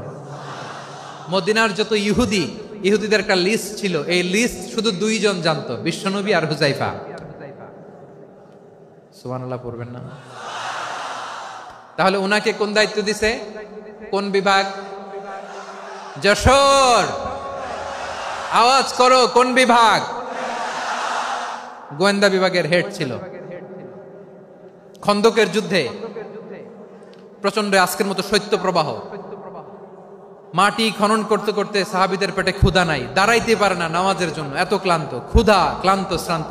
বিশ্বনবী বললেন, কে আছো এই কঠিন শীত, এই ভয় আর ক্ষুধার মধ্যেও খন্দকের পরীক্ষার টপকে শত্রু শিবিরে যে আমাকে তথ্য দিবা, কে আছো? কারো গায়ে শক্তিই নাই যে দাঁড়াবে, কেউ দাঁড়ায় না। বিশ্বনবী তখন নিজে হুজাইফাকে ডাক দিলেন, হুজাইফা, যে আমাকে আজকে শত্রু শিবিরের তথ্য এনে দিবে সে জান্নাতে আমার মোরাফাকা, আমার সঙ্গী হবে। হুজাইফা রাদিয়াল্লাহু ইবনুল ইয়ামান জীবনের ঝুঁকি নিয়ে এই ক্ষুধা, শৈত্য প্রবাহ, কোল্ড ওয়েভসকে উপেক্ষা করে পরীক্ষা টপকে শত্রু শিবিরে যে সবার কথাগুলো চুপে চুপে শুনে বিশ্বনবীর দরবারে এসে গোয়েন্দাদের মতো তথ্য সরবরাহ করেছে। বিশ্বনবীর গোয়েন্দা বিভাগের প্রধান হুজাইফা ইবনুল ইয়ামান ইন্টেলিজেন্স বিভাগ চালাতেন। মুনাফিকদের নাম ওনার কাছে ছিল। মুআয ইবনে জাবাল মদিনা রাষ্ট্রের সবচেয়ে সিনিয়র আমলা ছিলেন। আমলাতন্ত্র চিনেন তো? প্রশাসনিক কাজ যারা চালায়, অ্যাডমিনিস্ট্রেশন বুঝেন না? The department of administration. মদিনার রাষ্ট্রের সিনিয়র আমলা মুআয ইবনে জাবাল মুতাখাসসিসুন ফিল হালাল ওয়াল হারাম, হালাল হারামের স্পেশালিস্ট ছিলেন। বিশ্বনবী উনাকে ইয়ামানের গভর্নর করে পাঠাইছেন। বলেছেন, ইন্নাকা তা'তি কওমান আহলা কিতাব, এমন গোষ্ঠীর কাছে যাবা এরা ইহুদি নাসারা, আগে শাহাদা পড়লে এরপরে নামাজের দাওয়াত দিও, নামাজ পড়লে যাকাতের দাওয়াত দিও। গভর্নরের অ্যাটিটিউড যেমন থাকে তেমন অ্যাটিটিউড ধরে রেখো। সুবহানাল্লাহ পড়েন। তাহলে মুআয ইবনে জাবালকে দিয়ে বিশ্বনবী কবিতা লেখায় নাই, চিঠি লেখায় নাই, আজান দেওয়ায় নাই। সুবহানাল্লাহ পড়বেন না? সব শেষ সাহাবী বলি আবু হুরায়রা রাদিয়াল্লাহু তাআলা, নাম শুনছেন? বিড়ালের বাবা। কি করতেন? খালি হাদিস মুখস্থ করতেন। উনি বলতেন, আলজামু রাসূলুল্লাহ আলা মিলই বাতনি, আমার শুধু পেটের ক্ষুধার বন্দোবস্ত হইলে আমি নবীর সঙ্গ ছাড়তাম না। আমার আনসার সাহাবারা ক্ষেত খামারের কাজ করতো, আমার মুহাজির সাহাবারা ব্যবসা করতো, আর আমি নবীর সাথে সাথে থাকতাম। শুধু সকাল বিকাল দুই বেলা যদি আমার খাবারের বন্দোবস্ত হয় আমি আর নবীর লক ছাড়ি না। সুবহানাল্লাহ কইবেন না? 5374টা হাদিস তিনি বর্ণনা করেছেন। সবচেয়ে বেশি হাদিস বর্ণনাকারী সাহাবী। হাদিস প্রিজার্ভেশনের কাজে বিশ্বনবী ওনাকে কাজে লাগিয়েছেন। উনি একদিন বলেন, ইয়া রাসূলুল্লাহ আসমাউ মিনকা কাসীরান ফালা আহফাজু, নবী অনেক কথা শুনি আমার মনে থাকে না। বিষ্ণু বললেন, তাই? উবসুত রিদাক, তোমার চাদরটা বিছাও। আবু হুরায়রা বিছালেন, বিশ্বনবী হাত বুলায় দিলেন, এরপরে অনেক হাদিস বর্ণনা করলেন। আবু হুরায়রা বলে, তারপর থেকে বিশ্বনবী যাই বর্ণনা করে আমি শুনি আর একটাও ভুলি না। এখন সুবহানাল্লাহ। বিশ্বনবী ওনাকে হাদিস প্রিজার্ভেশন, নবীর এই যে লক্ষ্য হাদিস প্রিজার্ভেশনের এই দায়িত্ব দিয়েছেন সাইয়েদনা আবু হুরায়রা রাদিয়াল্লাহু তাআলা আনহুকে। প্রিয় ভাইরা, তাহলে 10 জন সাহাবীর কথা যে বললাম, আপনারা কি খেয়াল করেছেন কত বড় ট্যালেন্ট হান্টার, চৌকস ট্যালেন্ট হান্টার ছিল আমার নবী। এক একজনের এক এক ট্যালেন্ট, এক এক কাজে অ্যাসাইন করেছেন, এক একজনকে এক এক দায়িত্ব দিয়েছেন, এক একজনের প্রতিভাকে এক এক ভাবে বিকশিত হওয়ার সুযোগ দিয়েছেন। আওয়াজ করে বলেন ঠিক কি না? এখন আমার পর্দার আড়ালে আমার মায়েরা বলবে, এতগুলো পুরুষ সাহাবীর কথা বললো, নারী সাহাবীরা কি কিছু করে নাই? হ্যাঁ, একজন নারী সাহাবীর কথা বলে মোনাজাত হবে, দোয়া ছাড়া কেউ যাব না। রুফাইদা আল আসলামিয়া রাদিয়াল্লাহু তাআলা আনহা, ওনার বাবার নাম সাআদ আল আসলামি। বিশ্বনবী কি খেয়াল করলেন দেখেন, সাআদ ছিল মদিনার বড় ডাক্তার। এই নারী সাহাবী রুফাইদা বাবার কাছ থেকে চিকিৎসা বিদ্যা শিখেছেন। যখন শিখছে, বিশ্বনবী দেখলেন আমার তো প্রতি সপ্তাহে সপ্তাহে যুদ্ধে আহত সাহাবীদের সেবা দিবে কে? বিশ্বনবী রুফাইদাকে বললেন, রুফাইদা তুমি মসজিদে নববীর পাশে একটা মেডিকেল ক্যাম্প করো। এই যে সাকিনা আদ্দিন মেডিকেলের আমার ছাত্রী বন্ধুরা শুনে রাখো, তোমাদের আইকন হচ্ছে এই রুফাইদা আল আসলামিয়া। বিশ্বনবীর ডিরেকশন অনুযায়ী তিনি মসজিদে নববীর পাশে একটা মেডিকেল ক্যাম্প করলেন এবং আহত সাহাবাদের চিকিৎসা উনি ওনার টিম নিয়ে দিতেন। বিশ্বনবীর পরামর্শে উনি আনসারি এবং মুহাজির মহিলা সাহাবীদেরকে নিয়ে একটা স্পেশাল মেডিকেল টিম গঠন করলেন। খায়বার যুদ্ধে 7ম হিজরিতে যখন বিশ্বনবী যায়, উনি ওনার টিম নিয়ে আসলেন, বললেন, ইয়া রাসূলুল্লাহ, আমরা তো তলোয়ার চালাতে পারি না, আমরা তো তীর মারতে পারি না, আপনি যদি অনুমতি দেন খায়বার অভিযানে আমি আমার টিম নিয়ে মেডিকেল টিমের সেবাটা সার্ভিসটা দিতে চাই। পড়েন সুবহানাল্লাহ। বিশ্বনবী অনুমতি দিলেন, যোদ্ধা সাহাবীদের সাথে রুফাইদা আল আসলামিয়া উনিও মেডিকেল টিম নিয়ে অগ্রসর হলেন। খায়বারের প্রতিটা আহত ইনজুর্ড সাহাবী যারা ইনজুরির শিকার হয়েছেন সবাই রুফাইদা আল আসলামিয়ার এই মেডিকেল ক্যাম্প থেকে চিকিৎসা সহায়তা পেয়েছেন। সুবহানাল্লাহ পড়েন। দেখেন কিভাবে বিশ্বনবী ট্যালেন্ট বাছাই করতেন। আপনি অবাক হবেন, বাহরাইনের মেডিকেল ইউনিভার্সিটিতে রুফাইদা আল আসলামিয়া মেডিকেল প্রাইজ অ্যাওয়ার্ড প্রতি বছর দেয়া হয়। যদি 8 দিনের এই মেডিকেল আমার বোনেরা যদি জেনে থাকো জানো, না হলে নতুন করে জানো, সার্চ দিও, রুফাইদা আল আসলামিয়া মেডিকেল অ্যাওয়ার্ড বাহরাইনের ইউনিভার্সিটিতে দেয়া হয়। প্রিয় ভাইয়েরা, তাহলে আলোচনার সামারি আমরা করি। বিশ্বনবী যার যেখানে ট্যালেন্ট তাকে ওইখানে কাজে লাগাতেন। আওয়াজ করে বলেন ঠিক কিনা? এবার একটা ইন্টারভিউ হবে, আওয়াজ করে বলেন, আবু মাহজুরাকে বিশ্বনবী কি বানাইছেন? হ্যাঁ, ভুলে গেছেন? সামনের চুলে হাত দিয়ে বিশ্বনবী কি সুন্দর গলায় আজান শিখালেন। মুয়াজ্জিন। যায়েদ বিন সাবিতকে একাডেমিক প্রজেক্টের দায়িত্ব দিয়েছেন, তিনি ছিলেন বিশ্বনবীর দোভাষী ব্যক্তিগত সচিব। Musab Ibne Umair, the first ambassador of Islam. Abdullah Ibne Abbas, উম্মার বড় শিক্ষাবিদ মুফাসসির। আব্দুল্লাহ ইবনে মাসউদ, আব্দুল্লাহ ইবনে মাসউদ ছিলেন জুরিস্ট। কি ছিলেন? জুরিস্ট ছিলেন, এই উম্মার সবচেয়ে বড় জুরিস্ট। খালিদ বিন ওয়ালিদ, সেনাপ্রধান। হাসান বিন সাবিত, হাসান বিন সাবিত ছিলেন বিশ্বনবীর সভাকবি। কি ছিলেন? বিশ্বনবীর সভাকবি ছিলেন। এরপরে হুযায়ফা ইবনুল ইয়ামান কি ছিলেন? গোয়েন্দা বিভাগের প্রধান। মুআয ইবনে জাবাল কি ছিলেন? সিনিয়র আমলা, ইয়ামানের গভর্নর। আবু হুরায়রা রাদিয়াল্লাহু তাআলা আনহু হাদিস প্রিজার্ভেশনের কাজ করেছেন। আর আমাদের রুফাইদা আল আসলামিয়া রাদিয়াল্লাহু তাআলা আনহা কি ছিলেন? নার্স ছিলেন, নার্স হয়ে মেডিকেল সেবা দিয়েছেন। প্রিয় ভাইয়েরা, পুরো আলোচনার যদি সামারি করি তাহলে বিশ্বনবী যেভাবে হিউম্যান রিসোর্সকে ম্যানেজ করেছেন, যার যেখানে প্রতিভা কাজে লাগিয়েছেন, আমরাও যদি করি আমাদের বাংলাদেশের চিত্র আমরা পাল্টে যেতে পারবো। আমরা শুরুতে শুনেছি মানুষের আছে অসীম সম্ভাবনা, প্রতিটা মানুষ অনন্য, যত্ন নিলে, যথাযথ পরিচর্যা করলে মানুষ বিশ্ব জয় করতে পারে। ঠিক কিনা? আমাদের হাফেজে কোরআনের সামনে দাঁড়াতে পারে এমন কোন হাফেজে কোরআন আল্লাহর জমিনে জন্ম হয় নাই। গোটা বিশ্ব কাঁপিয়ে তারা সেরা। আমাদের ক্রিকেটাররা সেরা, আমাদের তৈরি পোশাক শিল্প সেরা। এরকম অনেক অনেক সেরা জিনিস আছে, আমরা এগুলোরে নার্চারিং করতে পারি নাই, পরিচর্যা করতে পারি নাই, সঠিক তারবিয়াতের অভাব। তাহলে মানুষের অসীম সম্ভাবনাকে কাজে লাগাতে হবে। ঠিক কিনা বলেন? ইউনুস গভর্নমেন্টকে আমি বলবো, অল্প সময়ের জন্য আপনারা এসেছেন, সংস্কারও করতে হবে, আবার নির্বাচনও করতে হবে। সব সংস্কার হতে করতে পারবেন না, যতটুকু পারবেন এর মধ্যে আমাদের যে হিউজ ম্যান পাওয়ার, আমাদের যে মানব সম্পদ, হিউম্যান রিসোর্স, এটাকে ডেভেলপ করে আপনাদের যেতে হবে। যেটা পারবেন না সেটাকে পরবর্তী নির্বাচিত গভর্নমেন্টের কাছে রেখে যেতে হবে, যে তারা যেন করে, তাদের কাছে আপনারা এটা রেখে যাবেন। তাহলে মানুষ চাইলে বিশ্ব জয় করতে পারে। আর মানুষকে হারাতে পারে কেউ? জোরে বলো যশোর, মানুষকে হারাতে পারে কেউ? আল্লাহ আমাদেরকে জনসংখ্যা দিয়েছেন প্রিয় ভাইয়েরা। এই জনসংখ্যা অনেক বড় সম্পদ, এটা আমাদের জন্য অভিশাপ নয়, আশীর্বাদ।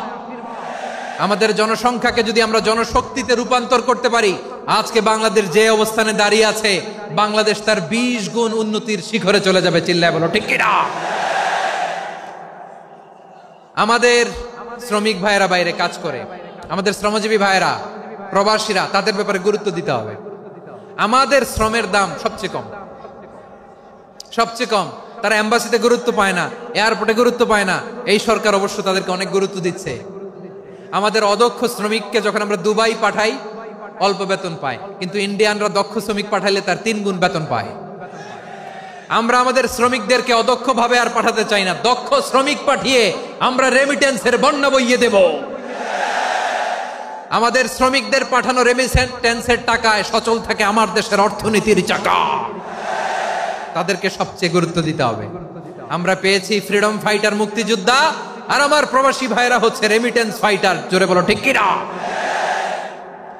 তাহলে আমাদের এই জনশক্তিকে জনসম্পদে ট্রান্সফর্ম করতে হবে, ঠিক কিনা বলেন? সরকার জনগণকে এভাবে পলিশ করতে হবে। মা বাবারা ছেলে মেয়েদের মধ্যে কার কোন যোগ্যতা তাকে ওইভাবে কাজে লাগাতে হবে। সবার এ প্লাস পাওয়ার কোনো দরকার নাই। আমাদের দেশে একটা টেন্ডেন্সি আছে, পরীক্ষায় এ প্লাস না পাইলে কই তুই কি করলি, পাশের বাড়ির ছেলে এ প্লাস পাইছে, যা ওর পা ধোয়া পানি খা। কি খা? তা আমি ভাবছি যে পা ধোয়া, এ প্লাস পাওয়া ছেলেদের পা ধোয়া পানির একটা পানির ব্র্যান্ড বানাইতে হবে। এরকম লেখা থাকবে, এ প্লাস পাওয়া ছেলেদের পা ধোয়া পানি। খাওয়া নাই, এগুলার খাওয়া নাই। ওরে আল্লাহ এ প্লাস পাওয়ার জন্য বানাইছে, আর আপনার ছেলেকে এই এ প্লাস গুলারে নিয়ন্ত্রণ করার জন্য আল্লাহ বানাইছে। ওকে দিয়ে আল্লাহ কি করবে আপনি জানেনই না। একটা এ প্লাস, একটা এ গ্রেড একটা মানুষের জীবনকে ঠিক করে দিতে পারে না। আপনার ছেলেকে আল্লাহ অন্যদিকে যোগ্যতা দিয়েছে। ওদের মনোবল ভাঙবেন না, খবরদার খবরদার। ছেলে মেয়েদের মনোবল ভাঙবেন না। যাকে দিয়ে যেটা হবে তাকে দিয়ে সেটা করতে হবে, তার প্রতিভাকে সেভাবে কাজে লাগাতে হবে। তাহলে বাংলাদেশ, আমাদের এই জনসংখ্যা জনসম্পদে রূপান্তরিত হবে। আমাদের সরকারের তত্ত্বাবধানে আমাদের 18 কোটি জনগণ দক্ষ জনশক্তিতে রূপান্তরিত হোক। আমরা চাই কি চাই না? আমরা ভালো মানুষ, শ্রেষ্ঠ মানুষ হতে চাই কি চাই না? ওই জাপানিজদের মতো সৎ, ওই ইউরোপিয়ানদের মতো কালচার্ড। আমাদেরকে আল্লাহ তাআলা কোরআন সুন্নাহ অনেক কিছু দিয়েছেন। যেহেতু বর্তমানে আমরা দেখছি তারা সৎ, তাদের মধ্যে ভ্যালু আছে, সেগুলো আমাদের মধ্যে আনার দরকার আছে না নাই? আর ইসলাম দিয়ে আমাদের জীবনকে সাজাতে হবে, ইসলাম দিয়ে আমার পরিবারকে সাজাতে হবে। ইসলাম থেকে, কোরআন থেকে প্রেসক্রিপশন না নিলে জীবন সুন্দর হবে না। কোরআন থেকে প্রেসক্রিপশন না নিলে সমাজ সুন্দর হবে না। কোরআনের প্রেসক্রিপশন না মানলে রাষ্ট্র সুন্দর হবে না। কোরআনের প্রেসক্রিপশন অ্যাপ্লাই না করলে শুধু দুর্নীতি দমন কমিশন দিয়ে দুর্নীতি বন্ধ করা যাবে না। এজন্য কোরআনের আইন আমরা চাই কি চাই না? প্রিয় ভাইয়েরা, হিউম্যান রিসোর্স ডেভেলপমেন্ট, মানব সম্পদের উন্নয়ন, আমাদের সরকার যেন এদিকে নজর দেয়। আমরা যেন এই ব্যাপারে যত্নবান হয়ে উঠি। যাকে আল্লাহ যে যোগ্যতা দিয়েছে, এই যোগ্যতা দিয়ে আমরা যেন ইসলামের জন্য, দেশের জন্য কাজ করি। আমরা যেন আমাদের স্কিল ডেভেলপ করি, আমাদের পটেনশিয়ালকে ডেভেলপ করি। মোরালিটি, ভ্যালিউজ নিয়ে শায়েখ আহমদুল্লাহ আলোচনা করেছেন, এগুলো দিয়ে যেন আমরা আমাদেরকে সাজাই। আল্লাহ তাআলা আমাদের দেশকে তুমি নিরাপদ করো, আমরা পড়ি আমিন।